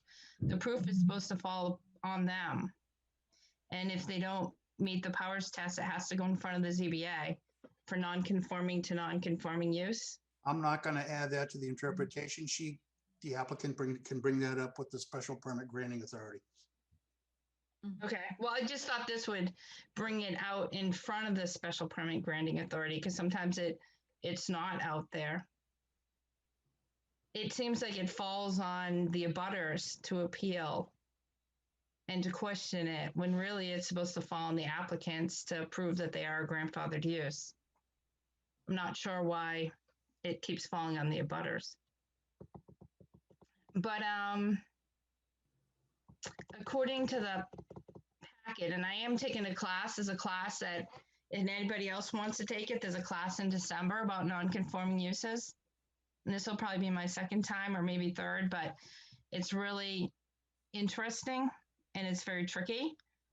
But they also said that we could, as a town, freeze a non-conforming in perpetuity, because like Kathy said, a grandfathered use, like a gas station, if it's grandfathered, they're allowed to run as a grandfather gas station for life. But if they have any changes, we can either freeze the changes so they have to stay the same, or we can allow expansions or a change in the non-conforming use.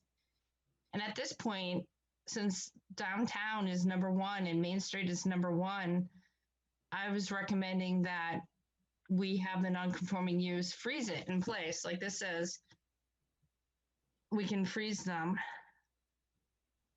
Is this the one? I have a couple things here.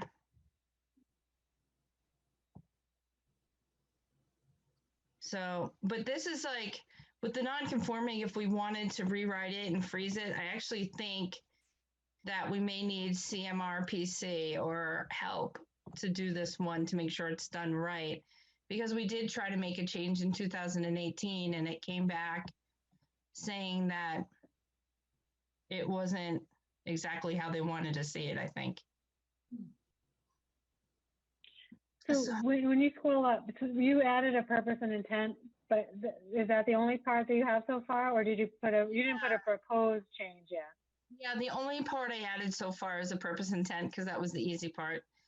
And then I was proposing that we add to the interpretation sheet with Bob, or the application, the powers test, so that it falls on the owners or the applicants to prove their grandfathered use.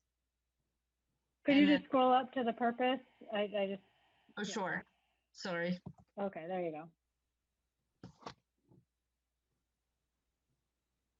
Okay, so that's one part of it, but then there's a second part to follow. Well, that other goal was just my typing. My purpose and intent was just this one. Yep. And then I did some typing if people want to read my paper later on what my reasoning is. Okay. Any initial board comments or questions?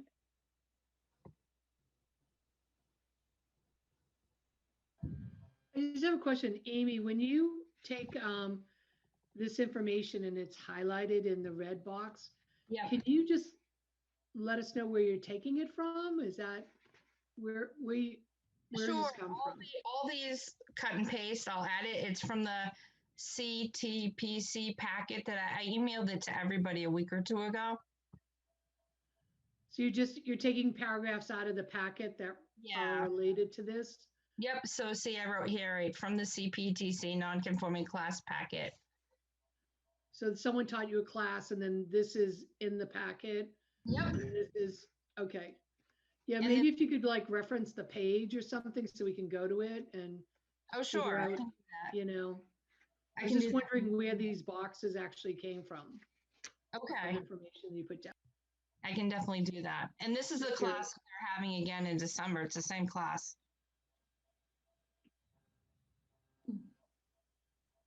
But any other comments or questions?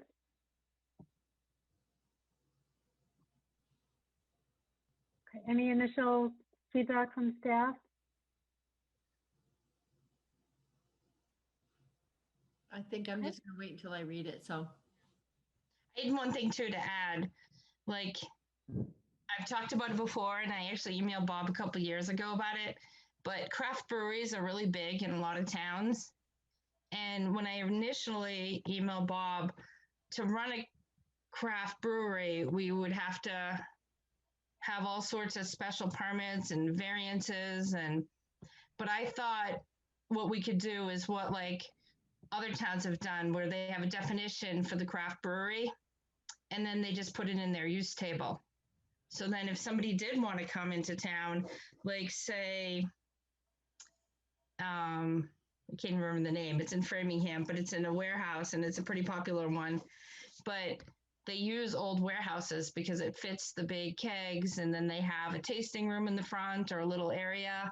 And it may never happen in Northborough, but I thought instead of taking uses out, we should probably add uses in too. Like there are some popular uses that you see around the state. Oh, it's Jack's Abbey is in Framingham, and they use an old warehouse. And I just thought it'd be a new use we could add for some of our warehouses. So it's in the email I sent out to you, and this is what one town did, is they just have the definition and they added it into their, like say Business West and industrial use. Just something I wanted to throw out there. Any board questions or comments? If we could just go back above it, you did a housekeeping, Amy, and what is this? We'll go back to that after. This is something different. What do you foresee as the problem? Why do you think this should happen? Just curious. The housekeeping one is different than the craft brewery. The housekeeping has to do with more like site design, because we have two bylaws and one relates to a industrial district buffer and the other one relates to use. I think they should both have district and use. Like it says the minimum setback along the lot line should be 100 feet from an industrial district to residential use. But I was going to ask if we should have the minimum setback along the lot line of an industrial or district use, not just the district. Because then when you go above it, we have a landscape buffer. Oh, I didn't even put it in there. The landscape buffer has to do with the use. But then when you talk about this other section, it talks about the district. I'll have to, I can email this out again. It looks like I didn't include the whole thing. But there are two different, one in 709-020 that has to do with a landscape buffer between industrial and residential, and it has to do with use. And then in this other one, it talks about the buffer and it talks just about the district, not the use. I just thought they should both match, because we're asking for a 100-foot buffer, a 100-foot setback, and then a 50-foot buffer, one from district, but one from use. Well, are you talking about, it looks like it's reading a residential district or residential use? Is that? The ones that I highlighted is where I changed it. I wrote an industrial district or use. I added the use. It used to be the minimum setback along the lot line of an industrial district would be 100 feet. And I wanted to change it to say industrial district or use. Because of the grandfathering, a lot of times you'll have an industrial use in a business district or a different district, even in a residential downtown neighborhood has some industrial uses.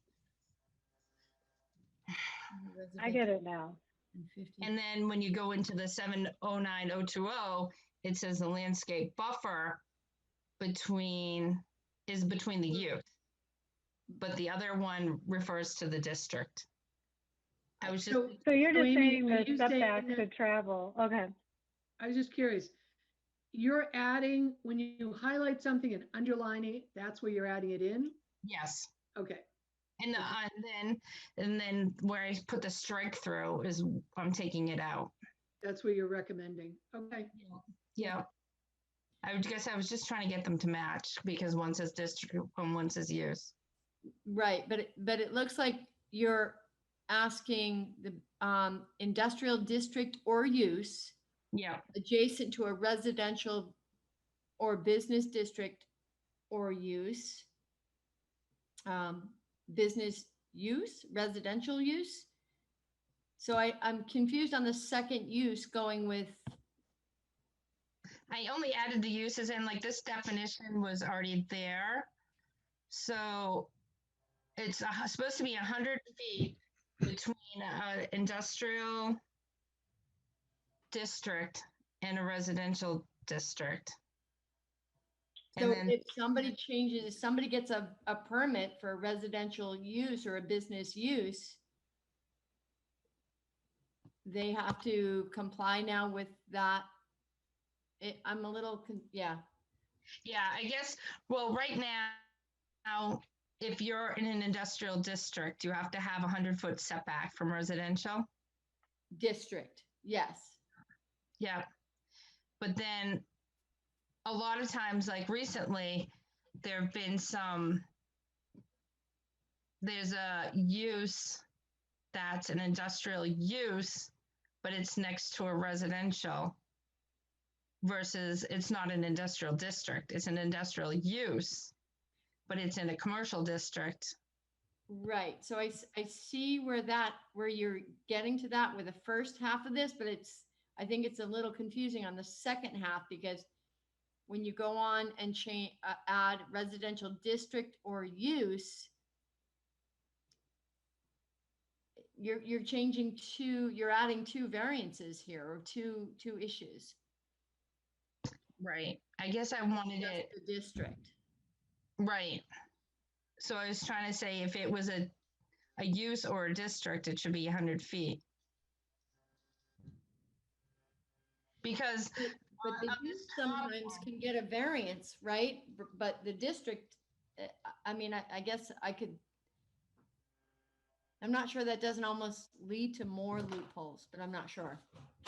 I'd have to really look at in that. the 709020, the Yeah, landscape buffer refers to the use. So every time an industrial use is next to a residential use, you need a landscape buffer of 50 feet. okay. So I thought that the setback should be 100 feet if you're going to have 50 feet of buffer. I just wanted them, I guess Yeah. it was confusing how they were separate. Like the setback is from the district, but the buffer is from the use. I just thought they should both be the same. Can you Okay. actually verbalize that and summarize what your thought process is on this? Okay. Write So- it down to clarify that, and maybe, like I said, I hadn't looked at this, so I wasn't quite sure what we're. So right now, if you're in an industrial district next to a residential, there has to be a 100-foot setback. Right. But you could be in a business district and now you want to do an industrial use, Right. but what's your setback? So now your setback, so you're an industrial use, which the original purpose of the setback of 100 feet was to protect the abutter.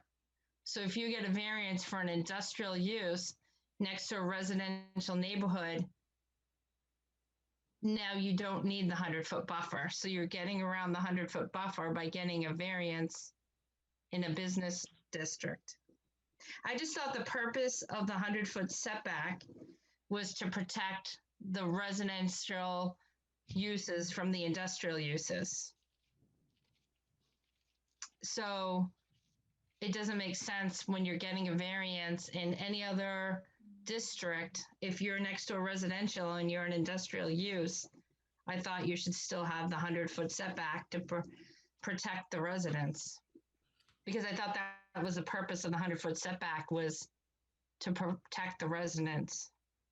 So, So, Carrie- Amy, I think it's, Yeah. I just wanted to say that I think it's good what Millie was saying. If you could, what you just said, type up in a summarization or a narrative, oh, sure. might be helpful as people, staff and everyone else. This is just like highlighting and Xing. But if Yeah. you put like a narrative, it's sort of people can understand what your concerns are and your argument, why you think it should be. Yeah. Oh, Because yeah. you're probably saying it, but you have to take in and think about it. So I think a summarization or narrative would be helpful. Okay, definitely. I'm sorry. No, thank you. Okay. Any other comments or questions on that one? Initial reaction from staff? Okay. Then back to the craft brewery. Any comments or questions on that one? I was just curious what Any init- towns had these, Amy's, when you found these? Do you know what town bylaws? This one, I'm trying to think. The top one was Framingham.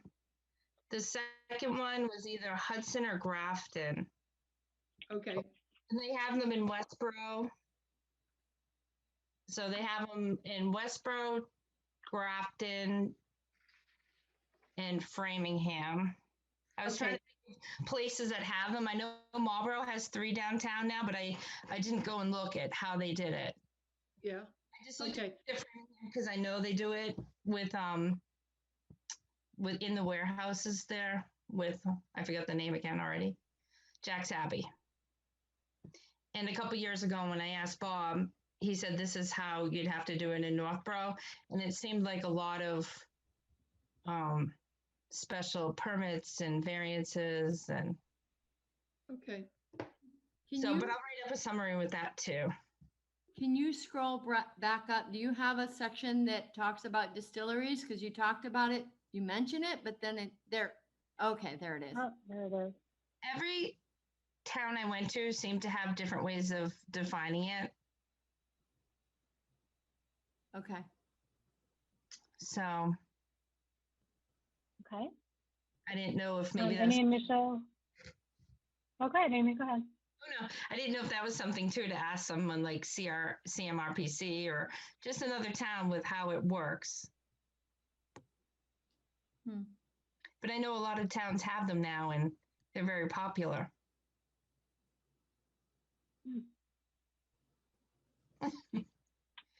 So, and then at the very bottom of my thing, I'll finalize it and I'll put a section. Oh wait, I just wanted to see for the breweries. Are we all set? Any additional questions on that one? Or initial thoughts from staff? Nope. Okay. And then the last one I added, and I'll put that's a good idea to put a summary.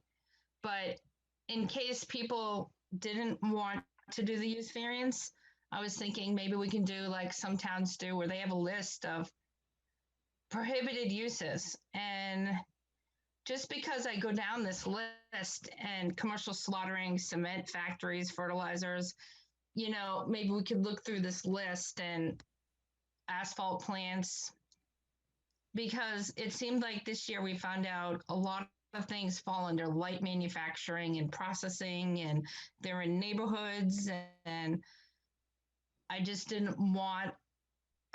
wanted to make sure that we can think of things to protect our town.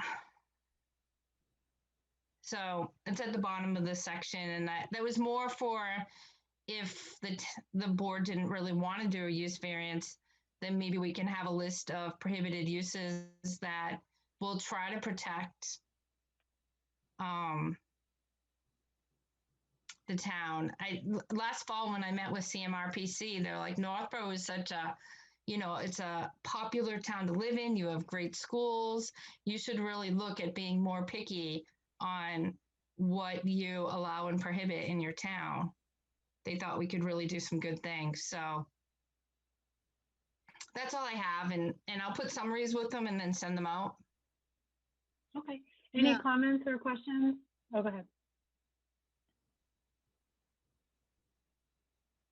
No? Okay. Any initial thoughts from staff? Okay. All right. Thanks, Amy. So next I have sober houses and rehabs. Millie, that's you. Yeah, that is me. And I did not put together any sort of like shared screen thing. But what I'd like Oh, to, no, that's okay. You don't have to do that. I'm like, I did some homework.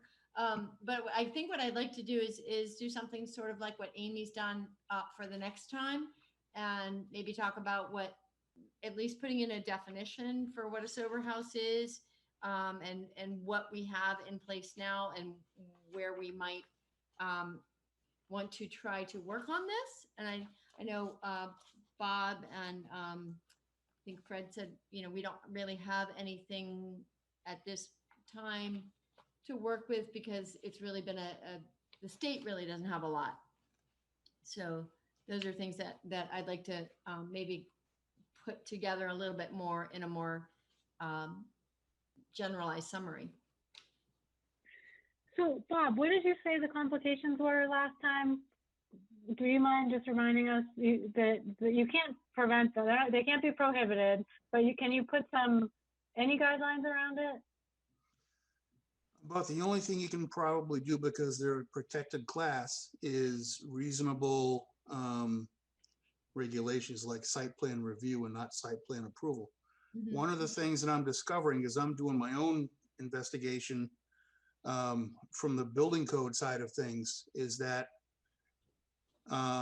they've gotten very creative in how they structure the operation of these sober homes. And right now, the one I'm looking at, I'm not done researching it completely, but I think it qualifies as a single family residence under the building code, Yes. not a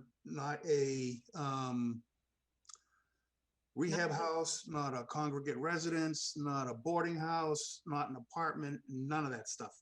Yes. I'm kind of waiting to hear from a couple of other inspectors that are kind of doing their own research.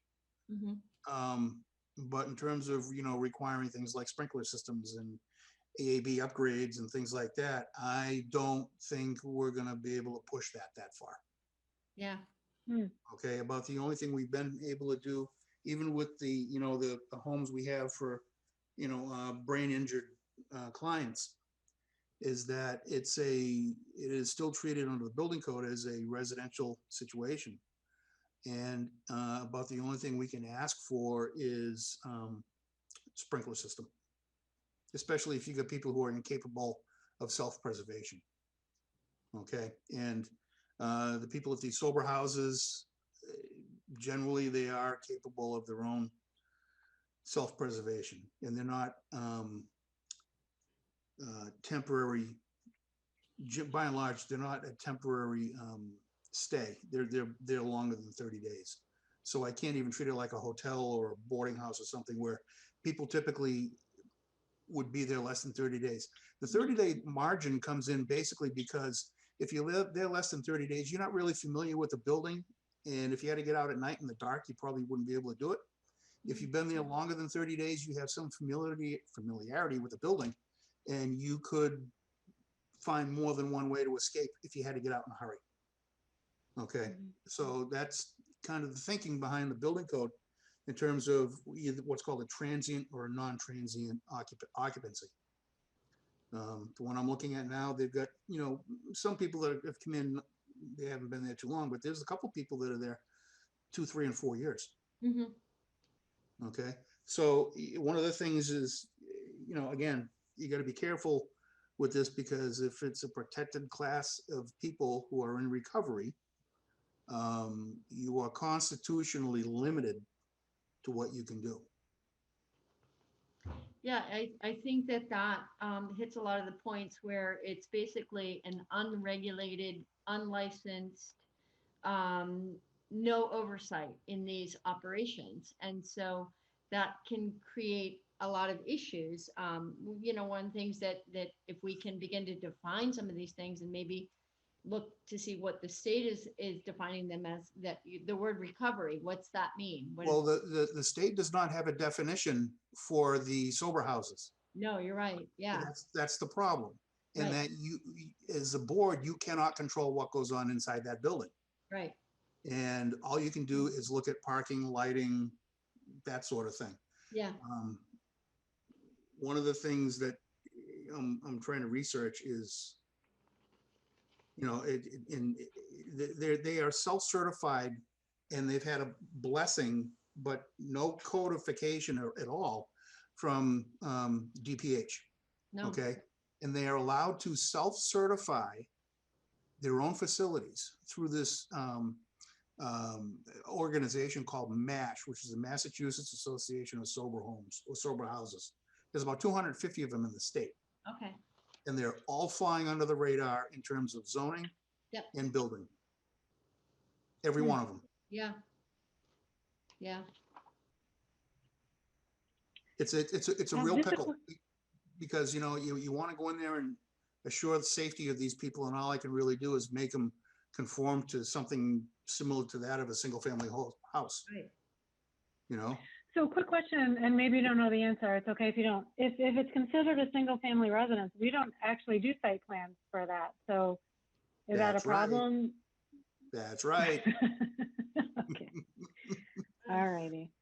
That's the problem. I mean, it's a big can of worms, and a lot of towns just like ours, we're just kind of taking the lid off the can. We don't know how far this is going to go, or if anybody at the state is going to have the temerity to do anything about it. And my guess is that there won't be anything from the state. Okay. All right. So, Millie, anything else for that, or any other board comments or questions there? No, I think what I'll do is I'll just basically put together something for everybody to look at as a generalization and kind of summarize why we might be wanting to look at this and see what we can do. Okay. Yeah. Okay. It looks like the next couple are Anthony. You starting with your Business West.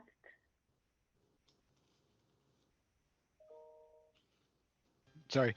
Oh, you can't hear. There you go. There we go. Yeah, and I think that, I do think, as I boil it down, I don't have really, and I don't have a specific thoughts on this other than I think Amy addressed a lot of it. Certainly in terms of contractors' yards, I think, that's when we talk about tightening things up, that may be one of the items. And even, these storage facilities are different things. So I don't have anything further. I would go along. I think Amy, what she presented provides quite a bit of what I would call tightening up that area. So I'm not going to add anything further to that. Okay.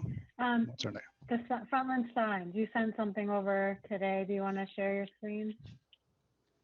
I don't know if I can find it, but I can quickly read it, or really just summarize it. So what it, you look around at many towns, surrounding towns, or even visit towns. You look at downtown, even Marlboro, Southborough. A lot of the towns have migrated to. They prohibited they call it.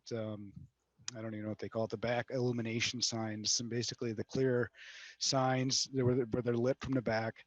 And I think it is because there's just kind of a trend. The front lit signs look cleaner.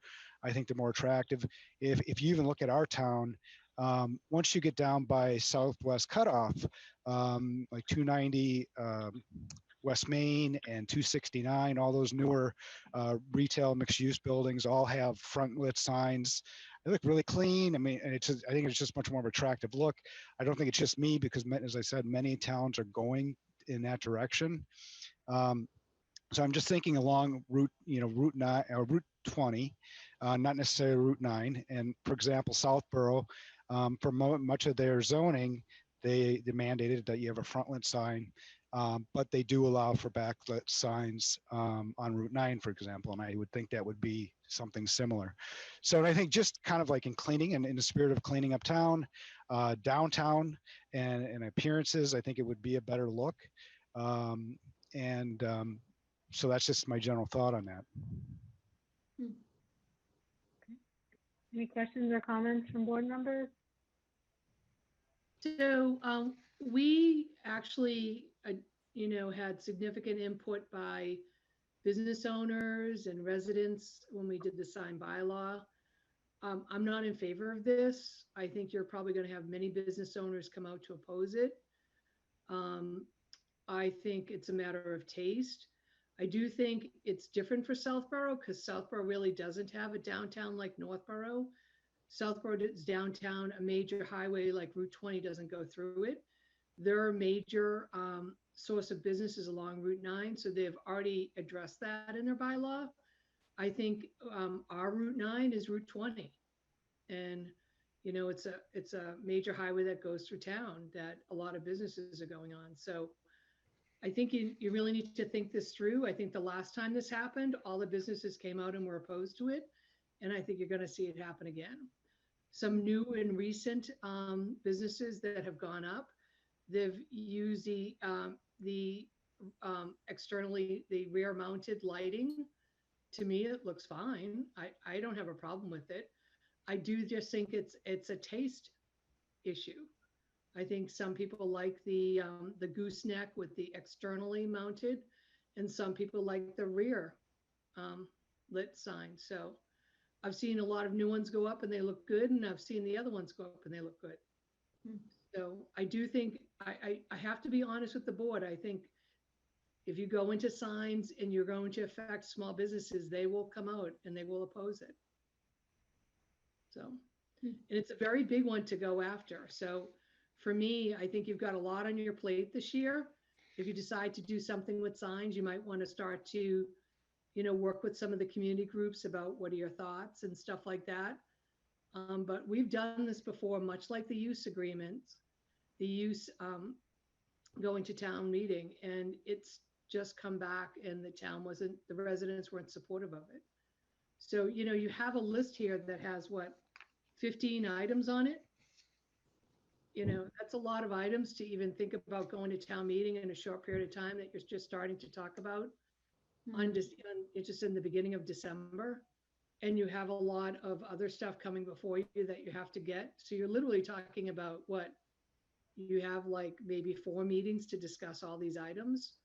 I think some of the ones that are more controversial, or that you should at least look at the other boards for guidance and for your business community for guidance, I think you should hold off on, because I think you're going to find out that you're probably not going to get the response you want.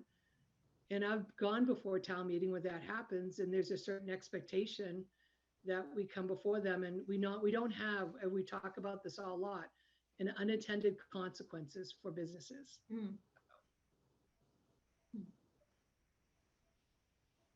Right. I mean, I do Other not, comments I mean, or- well, I just like to say the only thing I'd add to that is, I mean, I don't think from a visibility standpoint, and it is a taste thing, sure, but but as I mentioned, a lot of towns are going in this direction, and I think there is a reason they're going in this direction, because I think more people think it looks better. And I certainly, from a visibility perspective, when you look at 290 and 269, I mean, the signs, you see them just as well as a backlit sign. But you may be right as well, but it's just how I feel. Any other comments or questions? Initial reaction from staff? Okay. All right, you're still on, Anthony? So so I had talked about, or I mentioned about taking off duplexes out of RC. We removed the waiver last year, and with the intent to, in my concern, is protecting kind of our baseline neighborhoods, our North Gates and our Pine Havens, and those, included areas where you have those houses that were built, in the 50s, maybe 60s. They're much smaller lot sizes. And my concern, and these are great neighborhoods too, and I love, and we take the kids trick-or-treating over in Northgate, and it's great, and people take pride in their neighborhoods. But I get concerned as those properties pass along of somebody buying several houses up or whatever, combining lot sizes to get past the lot size requirements, and then putting in duplexes. And I understand that it still has to come before the planning board, but I think it might be worthwhile, in my opinion, to take that off the table and protect these kind of what I think are the core and heart of Northborough neighborhoods. And that was the intent of potentially looking at taking off duplexes for RC. What are your thoughts on conversions? Turning an existing structure. Is that what you're saying? Yeah. So if you maintained a footprint, I don't have an issue with that. But if you're doing a major expansion, or if that's such a thing, if there's room for that, if there's even, I don't know what properties there are that could happen on, but I don't think I have an issue with that. Any comments or questions?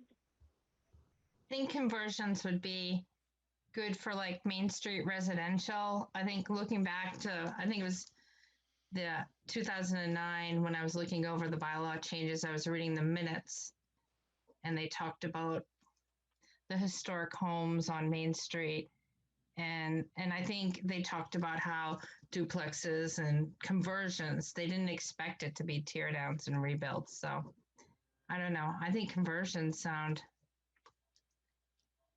on the same footprint, at least in downtown, if we're gonna leave them. But that's just my initial.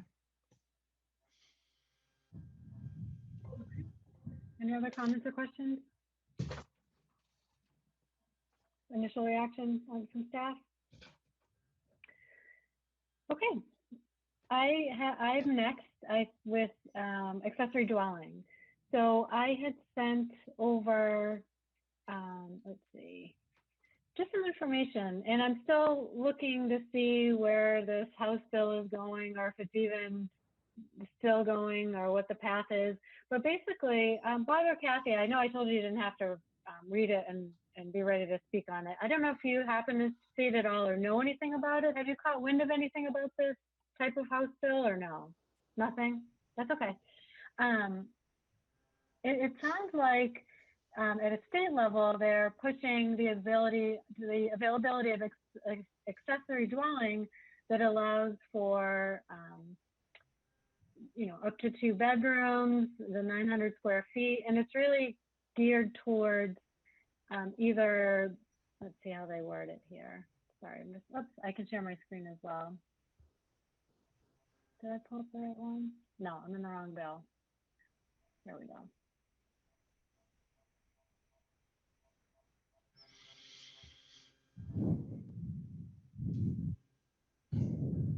Okay. So it's really geared towards whether somebody is a person with disabilities or someone who's elderly. I don't know if that's something we could actually, I don't know if we want to make that, if that's specific in our bylaw. I'm not sure. I feel like that would almost, I don't know how the board feels about it, but I wouldn't want to, I'm not sure we necessarily want to call out a certain group, but rather just maybe make it universal. Again, thinking about, Bob, you mentioned last time, at some point the square feet, does that constitute a duplex or something we didn't intend it to equate to? Really, the heart of it is just making sure that if there are people with disabilities or there's somebody elderly and they need care, there's enough room to have at least 2 bedrooms. I don't know if 700 square feet is adequate for that. Otherwise, in our bylaws, it's 25% of the total floor area. Is that right, Bob? 25% in our current one? Yes, it's 25% or 700 square feet. Whichever is smaller. Okay. So this, I may be wrong. I think it's whichever is bigger, because I think we've gone that okay. way. Anyway. So in this case, it would just be considering, first of all, I don't know why it's not allowed in RA or RB. Did we mention this before? Do we know why it's not allowed? I have no idea. Just a little bit on that, Carrie. Again, I remember there was a lot of discussion, and it was similar to the 2-family discussion about, there's just a different sort of tenor when you get into the larger lots as far as what people either want to happen on those lots. Typically, people have bought additional property so that they're very much, not surrounded by neighbors. That they're buying, sort of, gentlemen's farms, or, however you want to phrase it. But so there was a lot of discussion about whether 2 families should be allowed in other districts, and then whether there should be these, accessory dwellings allowed. And when accessory dwelling was first introduced by right, the board at the time thought that it would just be much more palatable to people to start off in 1 or 2 particular zoning districts, and then see, if people, if residents, took advantage of the bylaw and built accessory dwellings. Just real quickly in looking at this, Carrie, when I read through it very briefly this afternoon, but what they're doing is they're proposing a change to Section 3 of Chapter 40A, and Section 3 is all the exemptions. So if this were to pass, I have no idea where this is in the, in the Right. cycle Yeah. of bills, or, if this was just introduced, or if this has been, introduced, continually, for the past 10 years or something. I don't know. I mean, I see on it that it was filed in January of 2019, but I don't know if that means that was the first time it was filed. But anyways, if this were to pass, it's a change. It's an overall change to Section 3, which is often referred to as the Dover Amendment. So Section 3 is all the exemptions. So individual towns, in just my first read of this, is the individual towns wouldn't have to do anything. It becomes part of Section 40A, Chapter 40A, Section 3. So it would be added to, churches are exempt, schools are exempt, daycares are exempt. Now these accessory dwellings meeting this description is exempt. Bob and I did talk really quickly today about, how you enforce this. When the what happens with, when the elderly person, and I don't, 65 must be a magic number. I am aware that 55 is a magic number, and 62 is a magic number, as far as discriminatory and non-discriminatory by federal law. So I don't know where the 65 comes from, but I'm sure the authors knew what they were doing, or know what they are doing. But then, then it, again, you get into all the enforcement of these local bylaws. Do you go check? Do you, what if someone moves out and a college kid moves, so Right. I mean, they all come with their pros and cons, but the way that I read this would be added to Section 3. And so it's really not anything that you would need to do in your local zoning. Okay, so I guess my point would be just to allow for it in, do we increase that square footage? Do we need to increase it? And thinking about when older, there's a lot of discussion in town from the seniors who have said they want to downsize, they want to go somewhere smaller. Sometimes they just want to live with their family, but not necessarily, they want to have that separate piece on their, if there's some sort of ability to do that, does that help alleviate a little bit of the housing crisis for them? Just in terms of affordability and things like that. And then of course, for anyone with disabilities, having that separate unit, it opens up, my understanding, just in speaking with a few different people back when we were doing the master plan stuff, that it opens up different grant opportunities for them, but they have to have a separate entrance for whatever reason. It's part of the requirements to get certain money from the state or things like that. So I just wanted to be sensitive to maybe different components that we could help within our bylaws alleviate for those two groups. Again, I definitely want to be cautious not to create any unintended consequences, but if there's a way we can figure out, is 900 square feet, does that pose, I don't know why they took 900 square feet, but does that pose some sort of problem? Does that, and you don't have to answer now, but when you picture 900 square feet, does that start to get too big in your mind for accessory dwelling, or does it take away from what we intended accessory dwelling to be? I think that the 900 square feet was probably designed by somebody who is working with an accessibility advocate and needing up to 2 bedrooms. Our accessory dwelling unit does not put a limit or a minimum on bedrooms. You can have anything from 3 bedrooms to whatever. But what you have here is a lot of unintended consequences when the need for this particular larger accessory dwelling unit, which can go anywhere in town, okay, when this person with disabilities is no longer living there, or when the person who is older no longer lives there, okay, now you have this accessory dwelling unit that does not comply with either the state or the town local bylaws. And like Kathy said, how do you enforce that? Because now you have a 900 square foot apartment in Residence A. Mhm. What are you going to do with it? Right. Yeah, that's a big Okay, issue. so that's something you Right. have to think about. The whole thing behind, and the big cautionary tale with any kind of accessory dwelling unit is that it is temporary by design. And what happens when that temporary use is no longer needed? Okay, and what do you have to live with after it? Okay, half of the floor area of a single family dwelling, or 900 square feet, that's a pretty good size area. And now I understand it if you've got somebody with mobility issues, disability issues, and you may actually want to have somebody living as a companion to help give them care. I get it, okay? And that actually does come under Dover Amendment, constitutional protection. It's all fine.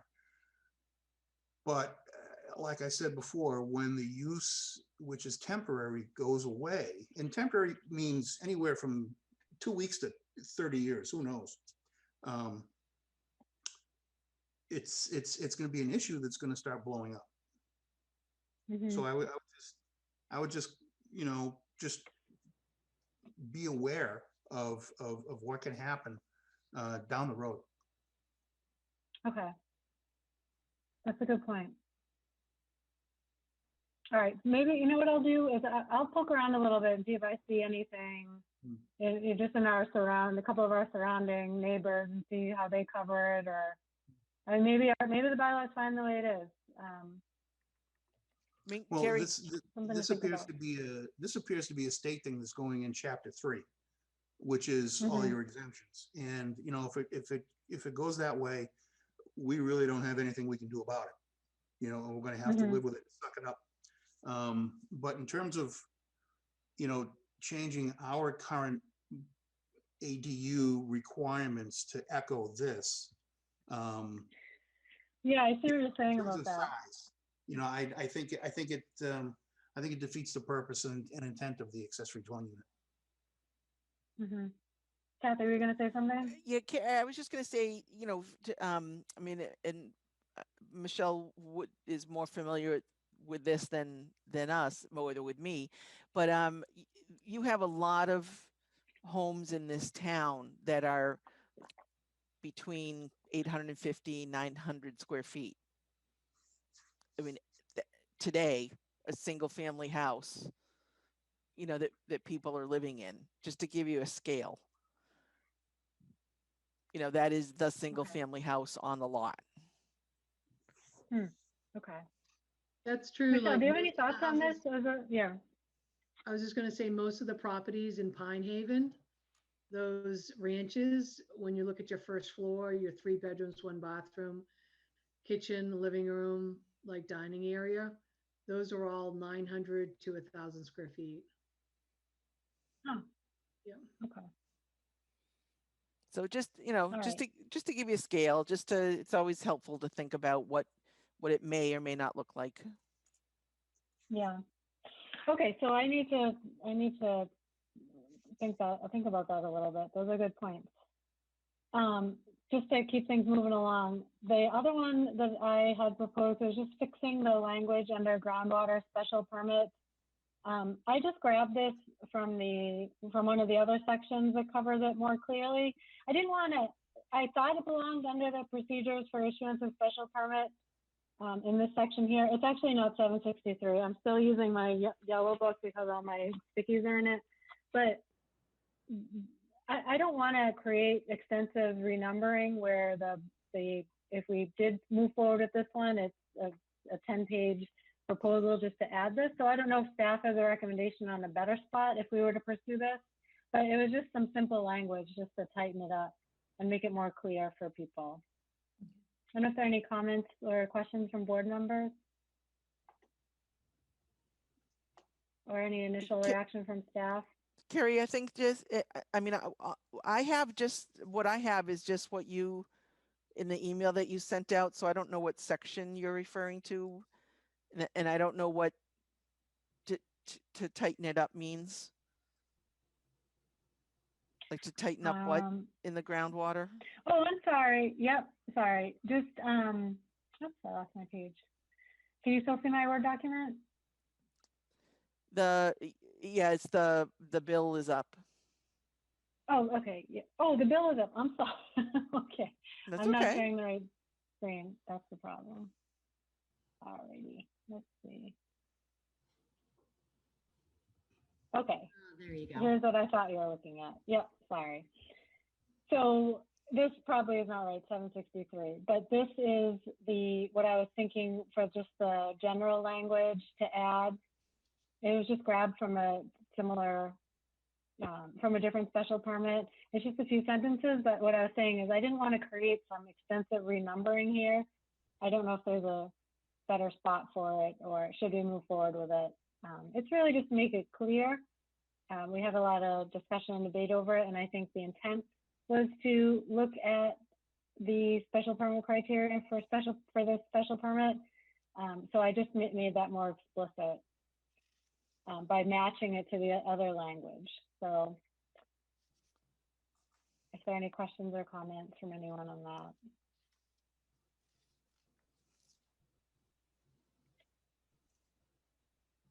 And then I didn't actually have anything for the last thing that I had was just a duplex fix, just to bring both special permits to the planning board. I don't know if staff has any recommendations on the best spot. It seems like there are a couple of different spots that would impact. So I just don't, if there are any recommendations on the best way to do that. I know Kathy, that was on your radar as well. Yeah, I'll work on that, Carrie. And again, probably not for your December 1st, but maybe December 16th. But yeah, Bob and I have just talked about that back and forth about how, and actually Fred too, because it involves groundwater. But yeah, we'll come up with the language for that. Okay, so then is that everything? Do we have anything else here? I was thinking, since right now the planning board is in charge of talking about duplexes, and we went through the whole duplex bylaw, that with the fix, it should point back to the planning board for approval. That was just before you spent a lot of time going through it all. I don't know if we talked about that or, because I think it has to go back to one board. And Oh right yeah, now, that was my assumption. Yeah, it was my assumption that it would. Yeah, we want it to just be before one board. It's just not, it's just not fair to applicants. And right. I mean, so far we've only had 2 applications, and it's worked out that both boards have been in sync. But it's just silly to have someone have to go to 2 site plans between 2 different boards. Well, especially if we ever had competing conditions, that would be really confusing. Okay, anything else? Is that everything for bylaws? Okay, so the next iteration, why don't we plan to pare it down for next time? Like really think about it. I think some people have brought up some counterpoints as well. So we come back next time and we try to pare it down. Millie, you mentioned you wanted to look up a couple more things, so that's okay too. And then just considering, Michelle, to your point, what we can realistically get done in time, priority-wise, what we want to bring, what we can realistically bring, and then we'll just prioritize and maybe do a little straw ballot of what we want to really push forward. Maybe our ultimate wish list versus not a wish list, but our ultimate list, and then, we can either tier it or just knock things out that we don't think are possible, or we can hold off till next year, or we need a bigger discussion on. So, okay, let's see. Kathy, you mentioned we have an A&R tonight. Yep. Carrie, Okay. Carrie. Oh. I'm sorry, yes. Excuse myself from this, so I don't know how we do this, if the host is Melanie, or can actually take me out to be an attendee while you guys discuss it. Yep, I can change you to an attendee. Don't let us forget to change you back. All right. All right, let me, Uh-oh, did I lose her? Did she actually hang up? Might be gone. Oh, no, she's there. No, she's there. in, Okay, she's I see her. in, yeah, I she's think she's attendee. as an attendee. I see her. Yep. So this is this A&R, and I'll zoom in for you because I certainly have a hard time reading it. This on the screen. But this is an A&R for the property that people refer to as 85 West Street. So this is West, I'll zoom in a little bit, but this is West Street here, and Church Street would be out here, and Cherry Street comes around here, if people can see my cursor. And so this this is right now, this is all one big lot. This is an existing home here, and these people obviously are want to subdivide their property and sell off the lots. So this particular A&R divides the property into 4 lots at this point. And we have a lot here, the lot here that has the existing house. Oh, actually 3 lots, I'm sorry. Did I do that right? Yeah, and this lot right here. And this is a pretty, oversized lot. So let me just go in a little. Yeah, I think I'm missing. Oh, there's my other lot line. Okay, so here, so there's 1, 2, 3, 4. So I originally told you that was 1 lot, but it's 2. There's a lot here and a lot here. So anyways, it's an A&R, which means that they all have existing frontage on West Street, and they all have, the correct amount. I mean, they're all in excess of the amount of property that a lot needs to create, an approval not required. So that's basically, that's what you're looking at is 4 A&R lots. I don't have any information, who, I don't even know if there's a buyer at this point. But, people have been looking at this for a couple of years now. As staff, we have suggested to anyone that's looked at this, because of the the amount of wetlands here and here, that they should be looking at a common driveway. But that's all to come. So this is basically, for the purpose of dividing it up into 4 lots at this point. Any questions or comments from the board? So I can certainly zoom in or zoom out if anyone has any questions.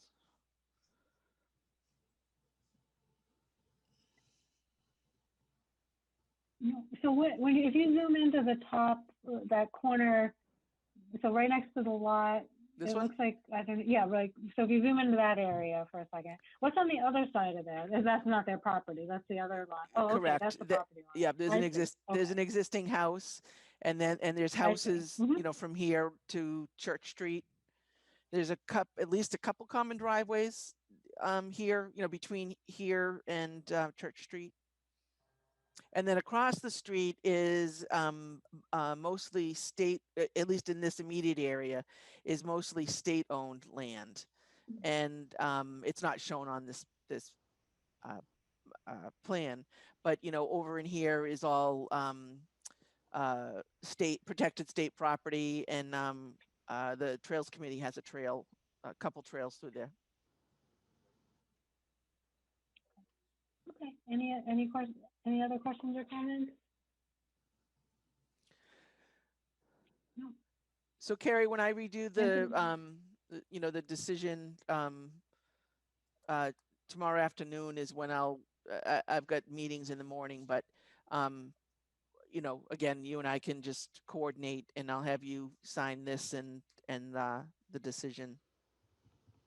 Okay, why don't, I think we had intended to officially vote on A&Rs at some point, and I actually think we neglected it last time, but maybe we should do it this time just to also reflect that Michelle properly recused herself, so that that's also part of the record. Sure. Good. Okay, so would someone like to make a motion to approve the A&R for, what would we call this? 85 I can't see West, the full- 85 West Street. 85. Okay, for 85 West Street. I make a motion to approve the A&R for 85 West Street. Okay, is there a second? Second. Okay, so then I will do a roll call vote. I have Millie, Aye. Amy, Aye. Anthony, Aye. Carrie is an aye. And for the minutes, Michelle Gillespie has recused herself from the vote. Okay, so great, Kathy, I'll coordinate that with you to get that squared away. And let me bring Michelle back.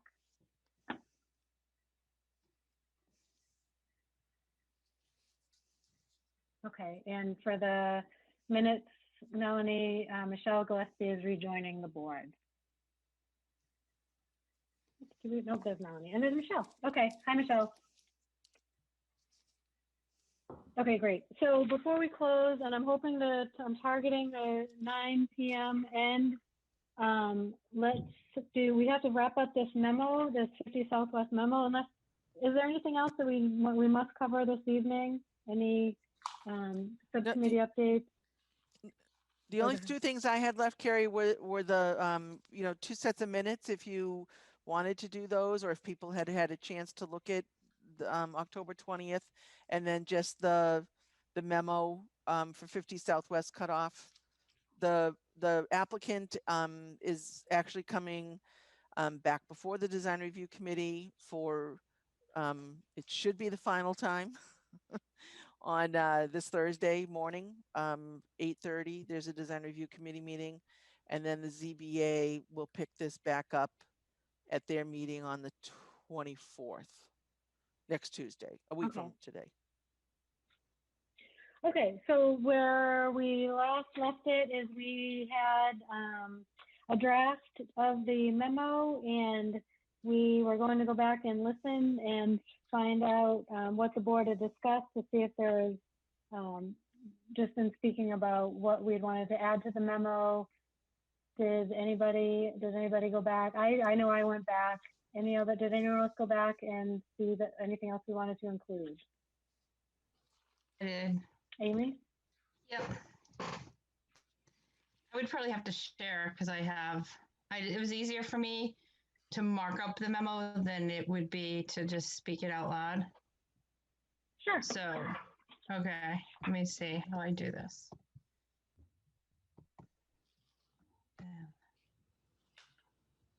Let's see.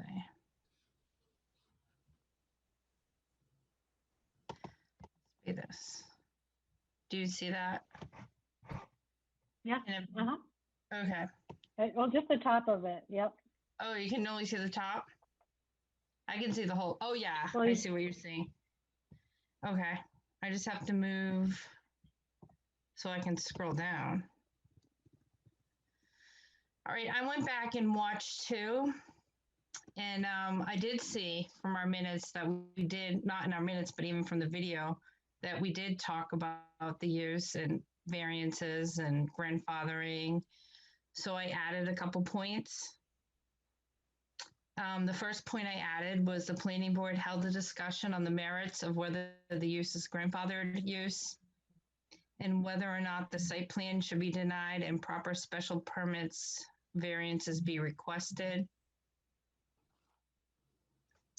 The second one was the planning board discussed whether a variance is needed for reconstruction. I definitely went back and listened. For the, whoops, went too far. I added the bullet about the setback of 100 feet between residential and the business or the industrial district. And then for number 4, I tried to go down and just include, so the ZBA can look at it, I included the bylaw number.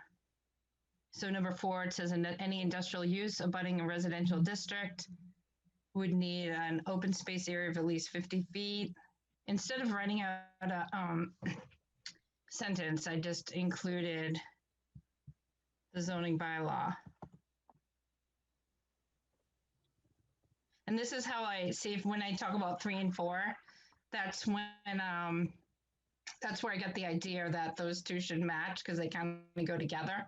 But number 3 talks about the industrial district, so that might not even apply because it's not an industrial district, but it also has to be 50 feet from a business district. So that's why I put it there. I don't have the measurement if it's 50 feet between the building and the line. So I just added that. And then number 5, we had the architectural style of the 2 proposed, and I added industrial and metal buildings because that was number 6. And I thought we didn't need number 6 because number 6 and number 5 seemed redundant. So I just added parts of 6 into 5 to say the industrial architectural style of the 2 proposed metal warehouse buildings is not consistent with the abutting residential district, nor consistent with the abutting commercial property. And I added, nor does it follow the design review guidelines. And then number 6, I thought could come out because it was similar to number 5. And then for 7, 8, and 9, I added just the zoning bylaws. I just cut and pasted. And these were ones that I had talked about. I had talked about the 6-foot high tree. And we talked about parking in front. And then land in a residential district shall not be used for off-street parking, accessory to or services structure use in a business or industrial district except by special permit from the Zoning Board of Appeals. And I had mentioned that the parking lot and the driveway is on the residential portion of this property. And when you put a driveway or a parking lot on the residential portion, that makes it a business. So you've lost that residential portion. And I wanted to send this out to everybody in advance, but I didn't know if it was against open meeting bylaws. So then that's why I'm sharing it tonight.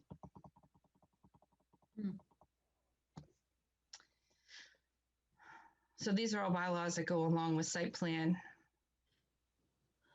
And it talked about, Michelle had talked about how they didn't talk about about lighting because they were focusing on landscaping. So I just added the lighting. We didn't see a lighting design. Hopefully this will be minimal as a lot has residential abutters on 2 sides. And we also signage. I think Michelle had made a comment that we focused on landscaping and design review and not on lighting and signage because they're focusing on landscaping. So 11 and 12, I just made comments that we didn't see any sign plans or any lighting plans. And I don't know if Michelle, if you're going to see those maybe this week in design review.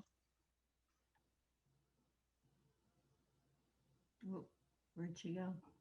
We already have a light plan. It's been approved, and for the sign plan, he's already said he's going to have what signage he's going to have. He's already decided on that. So that's already been part of his, it's been approved and reviewed by the board.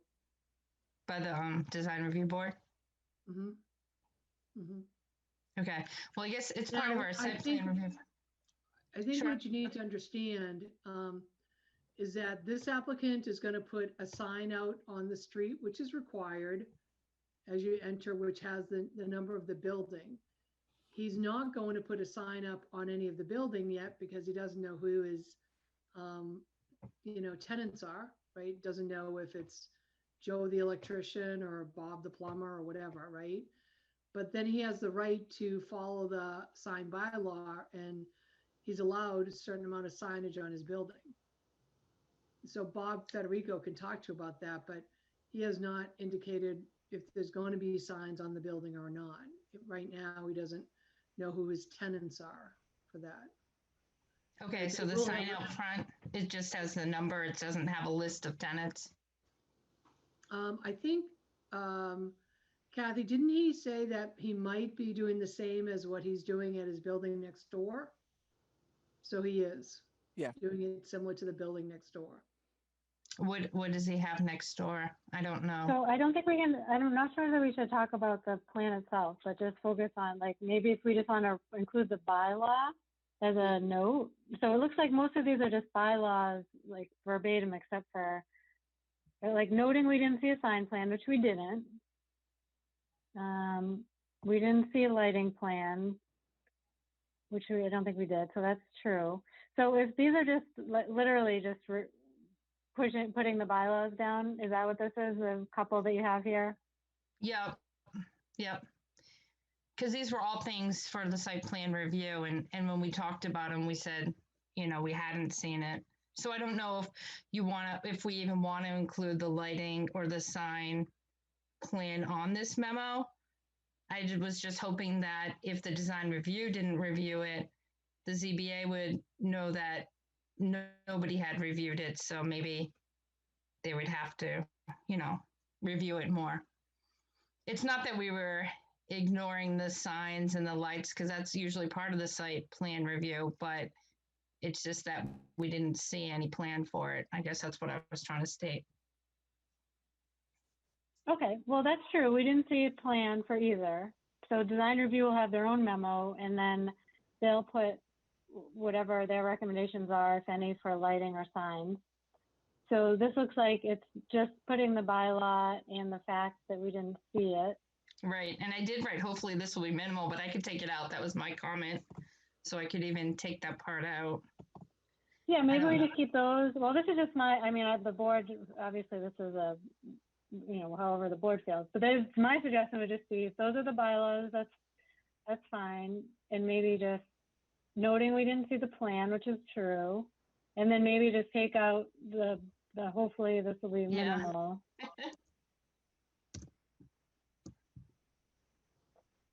I don't know if any other members have other thoughts on that. I mean, I don't mind if the bylaws are in there. So Carrie, I would just recommend that you write after adequate lighting, because yes, it's been reviewed through design review. That's the process. You might want to say something to the fact that at the whatever meeting, there was not a lighting design at that time provided to the planning board. Okay, so instead of we didn't see. Yep. At our, and I don't know the date of it.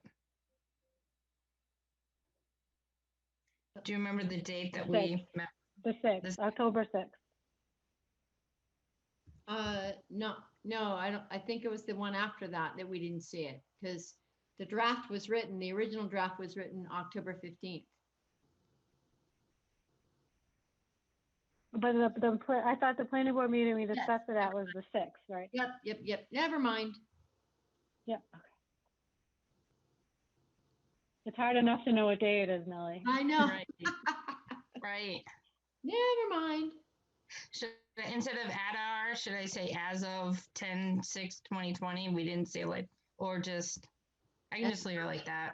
Yeah. That's I was fine. gonna take, if we agreed with these, I can take off I just highlighted, I always highlight in yellow my changes. So I could take it off, but so this one was, we didn't see the lighting plan.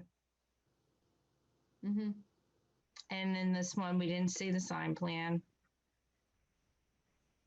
The next one up says interior landscaping. It's a bylaw in the site design review. It says if there are more than 30 parking spaces, there needs to be some open space design to improve the visual environment.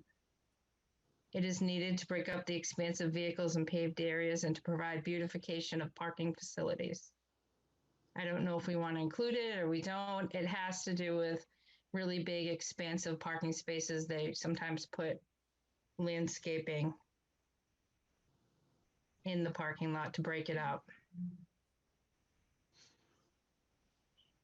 We can put it there. I can leave it out, or we can come back. Do you want me to start at the top? Yeah. Yeah. Yeah, all right, I'll go back to the top. I just have to move you guys down so I can scroll. It's hard because the pictures of our Zoom get in the way. Okay. So the top part is the same.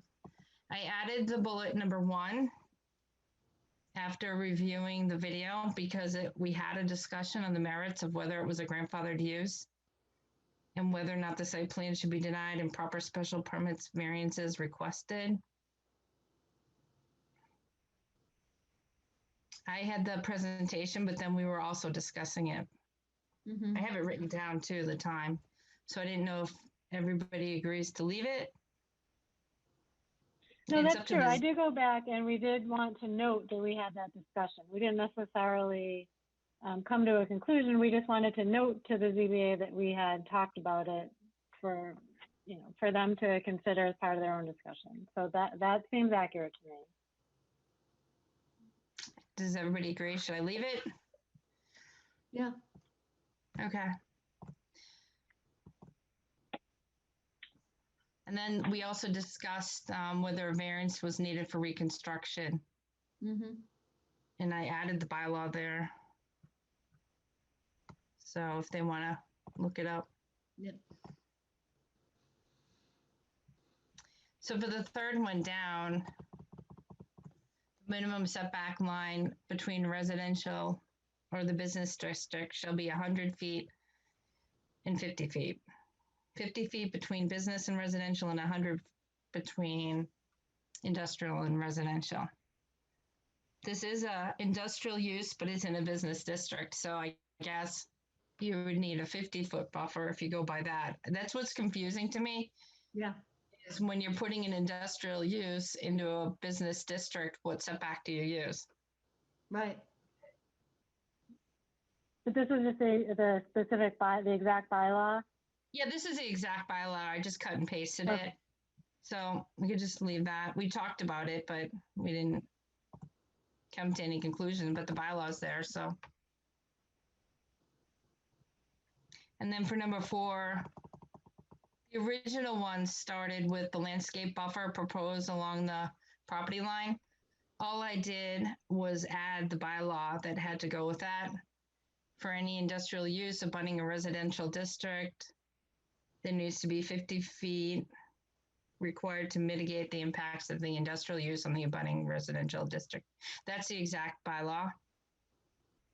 And then I was leaving what we said, what Kathy had typed in, that it needed to be enhanced more.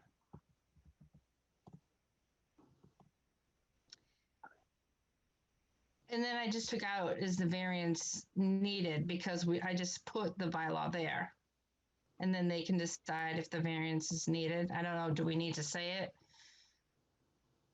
Or we could say it, I could take off that. But it didn't fit the way I went down and used all the bylaws. I don't know. Do you think I should leave the point there and say is a variance needed or just put the bylaw? No, I don't think you should. So you think I should just take this off? Does everybody agree? And then they can read it and decide, or? Yeah. That's fine, sure.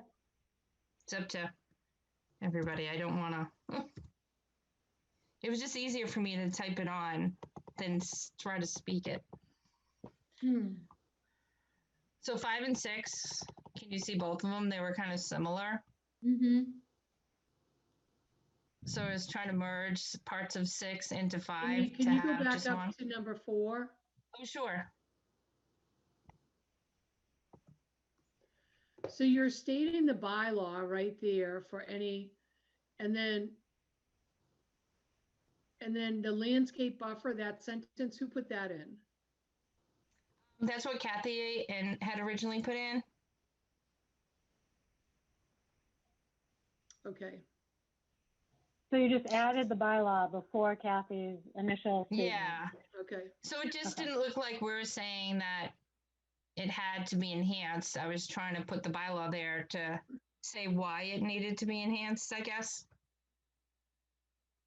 Okay, so just a reference point.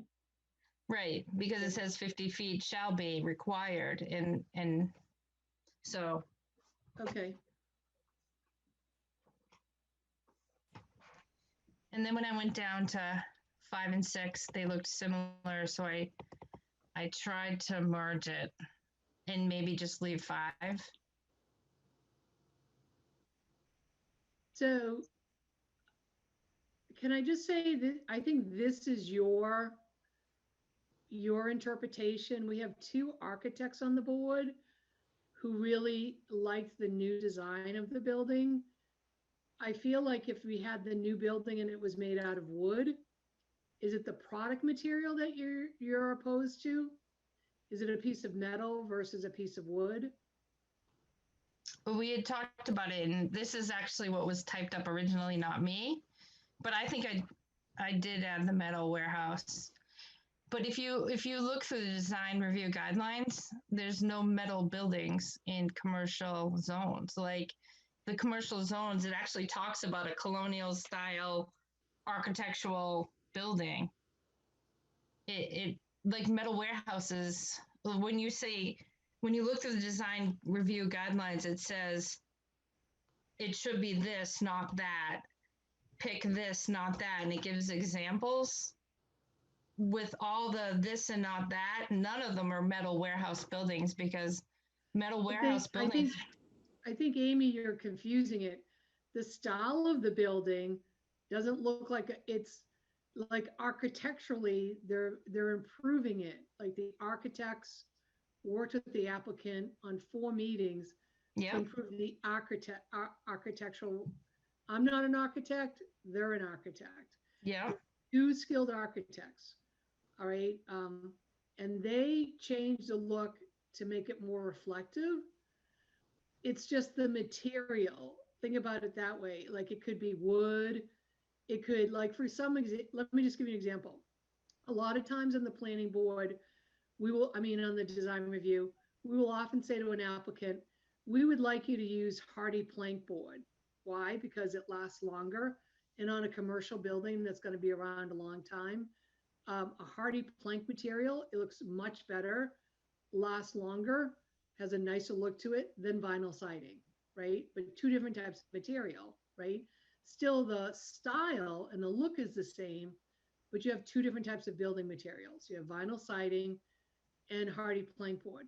Sometimes you can convince the applicant, sometimes you can't. When you do, you notice a difference. One looks great in the other, but we don't require it in the design review, right?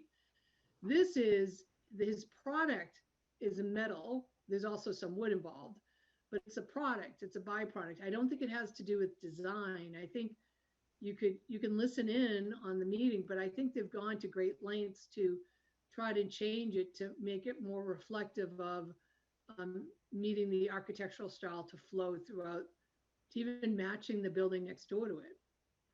So it's going to be brick? No, that's a product material. You're getting into product materials versus style. So right? you want me to take out the metal warehouse buildings? Is that what you're? Well, what if we just? Oh, go ahead. Go I ahead. think you You should go. take out the whole paragraph because it's a style, right? It's 2 different things. It's hard for me to explain, but. Well, what if that's we the just analogy revert back to Kathy's original? Oh, sorry, Yeah. Michelle. I was going to suggest we just revert back because we did want, at the time of our discussion, we did note 2 and 3, and obviously recognizing that the conversation with the design review has since, moved forward. But at the time, Kathy's original was just asking them to blend overall site features and building design. I know if we just revert back to the original, which I guess you said, the architectural style which you proposed buildings is not consistent with the abutting residential district. It may very well be now, but at the time of the discussion, that's what we had. Right. If we revert back, and then obviously the ZBA will use their knowledge of that and see whatever it's evolved to and decide from there. Okay. Should I take out that it doesn't follow the design review guideline book?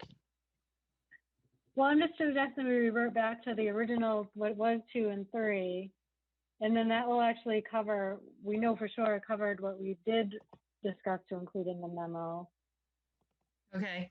Do you think we can And leave that may out alleviate. which is owned by the applicant? I don't think that adds anything to the design, because that's what it originally said with the abutting commercial property which is owned by the applicant, but that really doesn't have anything to do with our review. Yeah, I agree with that.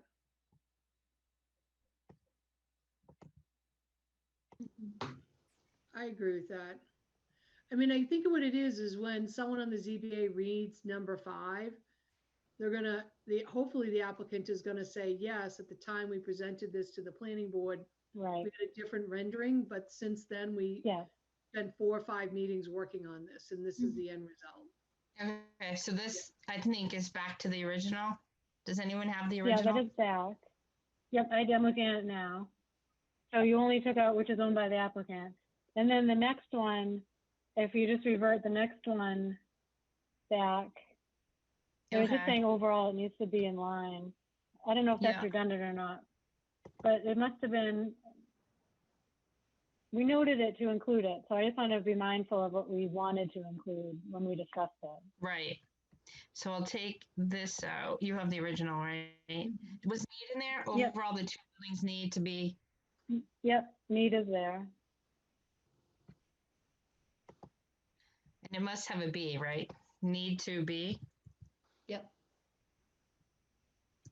Oh, I was missing the B, but that's good. Yep, that's a good edit. And then I'll just take this out. Okay. So those are back to the original, and the rest look like just the bylaws, just stating the bylaws and whether or not we saw the plan or not. Does anyone Yeah. have any additional comments or thoughts? No.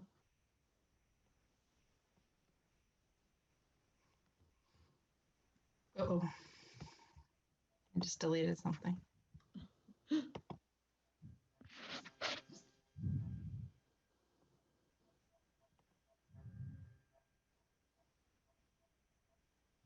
This is a long one, but it's exactly what the bylaws said.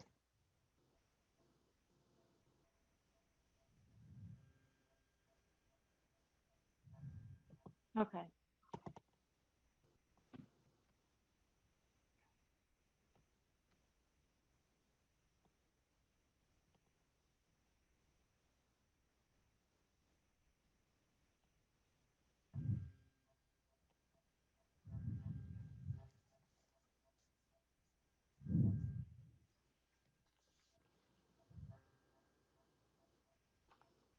Okay, was that it? Is that the whole? Yeah.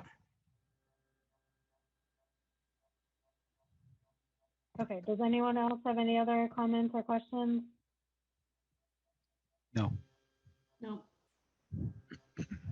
Okay, Kathy, does this work for you before it has to go over back to them? If Amy just wants to send that to me. Yeah. I'll just send it. You didn't write all that down? I did not. That's why I couldn't even read it all, so I had to. Okay, so then why don't we wrap that up? So we'll send that over for their consideration. Again, obviously this is a technical review. So they will be making the decision on that.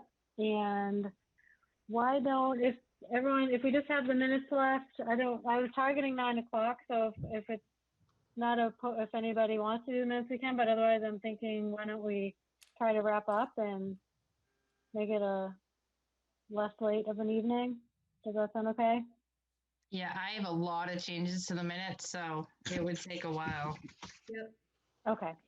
All right. One thing, just really quickly, our meetings in December, Kathy, there was a second meeting that Northbrook Cable had a conflict. Do you know if that resolved itself, or are they? I wasn't aware of any conflict. Nobody said anything to me. Okay. Let me make sure I'm not making that up. I thought I saw that email somewhere. And then just really quickly, Kathy, not to put you on the spot, but you forwarded that information about, and you mentioned it briefly earlier about the tolling deadlines changing. Yeah, is there anything we need to know about that in general? No. Okay. It's just keeping you up to date on what's. I mean, it's more for us internally, to keep you guys in line, with what what's happening with the deadlines. But where there's no application or anything that's before you or the ZBA that would be affected by this. But it's just that originally the governor said that once he declares the state of emergency over, then there was going to be this 45-day time period that all the land use boards had to get, caught up. He just changed that this week or last week to December 1st, but that doesn't affect anything that we're doing. We're not going to get caught in anything. Okay, perfect. Okay, great. Is there a motion to adjourn? I just wanted to confirm the next meetings, Carrie. Oh, sorry. So we don't have a meeting in November. We're done with November, correct? Correct. You have a December 1st and a December 16th. Or, and Carrie, unless I completely spaced that about the cable, but it's not, I'm not recalling anything about that. December 1st. Okay, maybe it resolves But I can itself. check with Kathy Dalglish tomorrow. Okay. Okay. I just want to say something. Maybe we really can take it off because it's near Christmas. I don't know with all our bylaws. We're getting bylaws for Christmas. I had a quick thing too, is I watched the shared winter streets and spaces today with that new grant, and it is really, really interesting.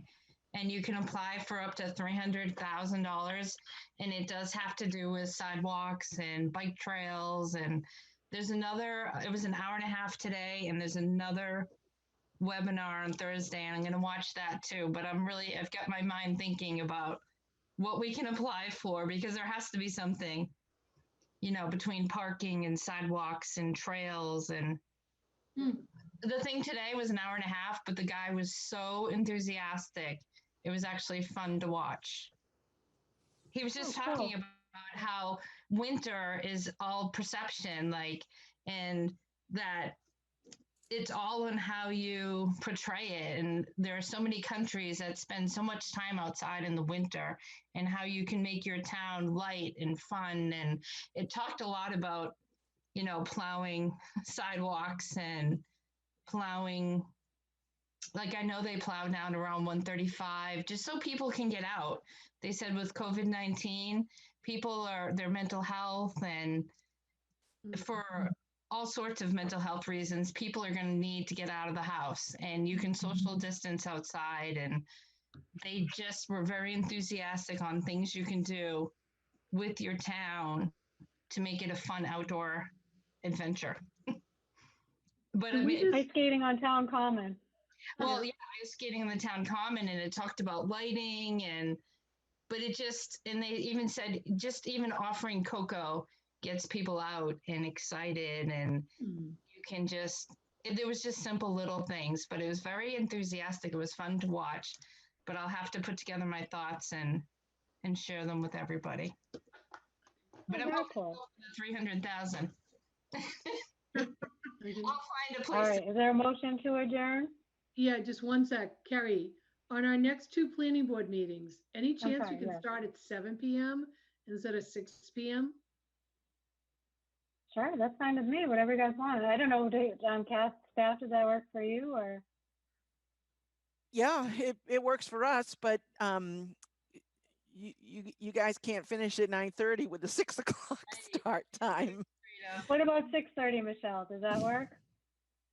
Yeah, just because, it's right up against me finishing my workday, so I just like to try and take a break. Mm-hmm. Oops, you're muted. Sorry. We can't hear you, Michelle. Try it again. Okay, thank you. Yeah, I just want a break between I finish work and start, starting right up. You don't want to be eating dinner at 9:30 at night, right? So if we can start at 6:30, I think that's a fair compromise. Okay. Try to. How about we go for, all right, we'll go for 6:30. Board members, there have been days when we've had boards meetings that have lasted only 2 hours.